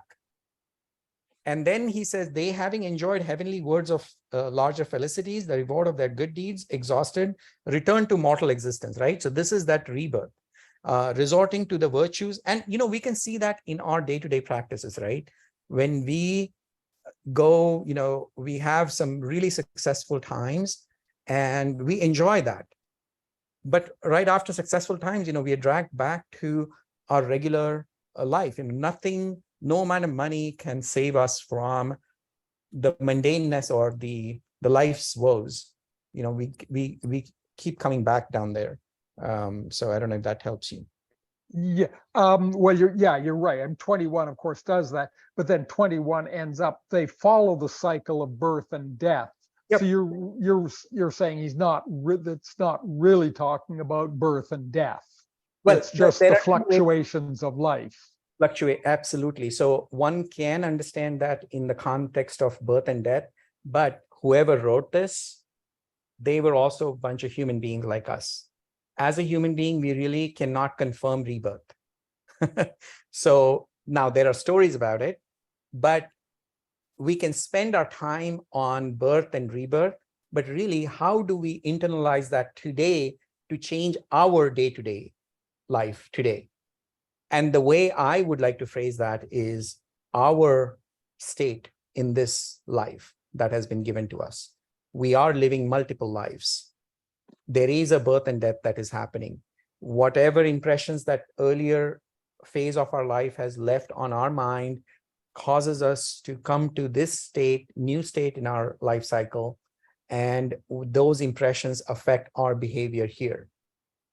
And we cause more trouble, and that whole thing continues on, right? And that is what we need to not have, these impressions that carry on, so that the notion of rebirth itself is squashed. So even as the phases are changing, you are just witnessing those phases. So there is no such thing as like Hindus' final heaven and Islam's final heaven and Christianity's final heaven. The way to understand this is the daily woes and happinesses and sufferings in life are effectively a cycle of birth and death. When you focus from your consciousness, this cycle is what you get away from. That is the liberation. That is the permanent state of eternal existence. Eternal because you're not going to be impacted by this notion of perishing. Your mind is not going to control you. Mind is not going to make you afraid of life. Anyway, so that's a way to look at it, right? So Joseph, last and simple point. Very simple. So this is going to be, Krishna doesn't ever intervene, like in our lives, like with the outcomes, essentially. Krishna never what? Sorry? Intervenes.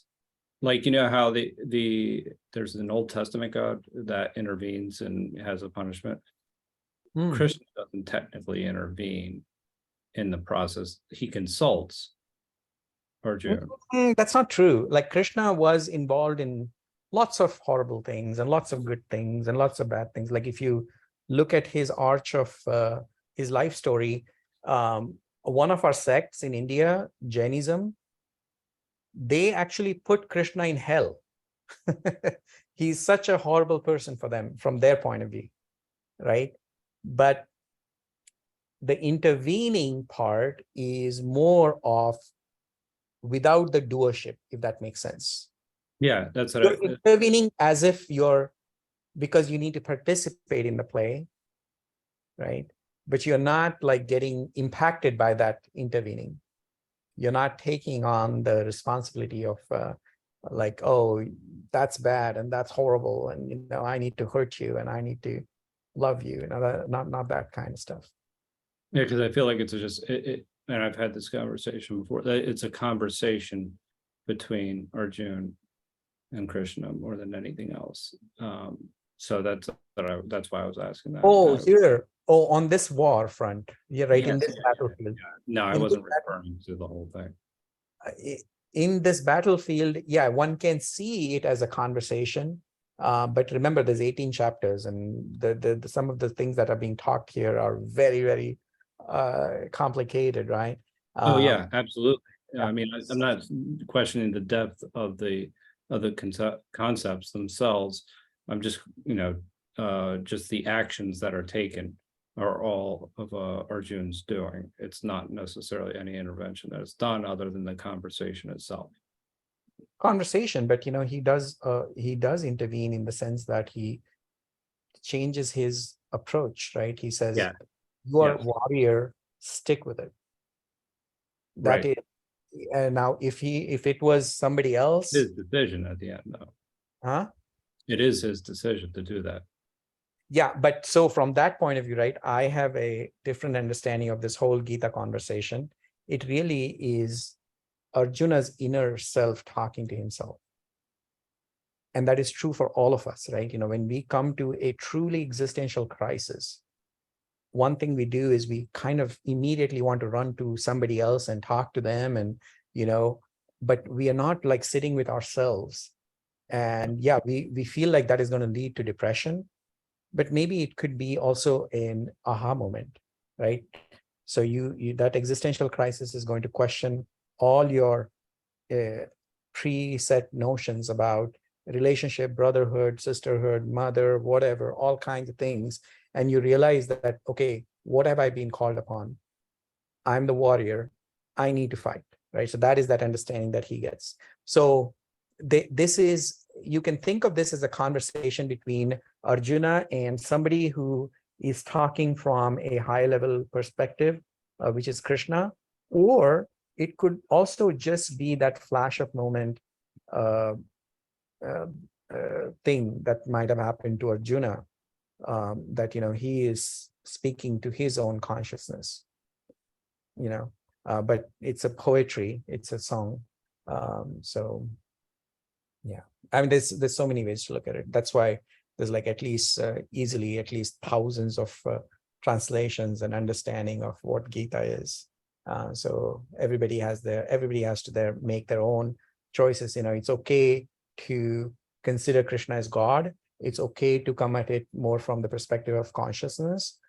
It could also just be an individual journey too, right? So that is also an interesting perspective. So everybody has to choose, like, that's their understanding, and how does ultimately that help to me to change my own daily interactions, right? That's where it comes to.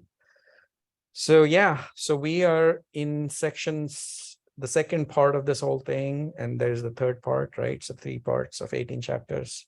So we are all talking a lot about devotion and God in this. So devotion and God has a particular connotation in the society, but hopefully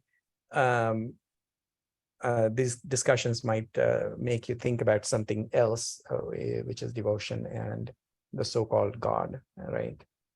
Anyway, so thank you so much. I guess, how do I stop this recording here?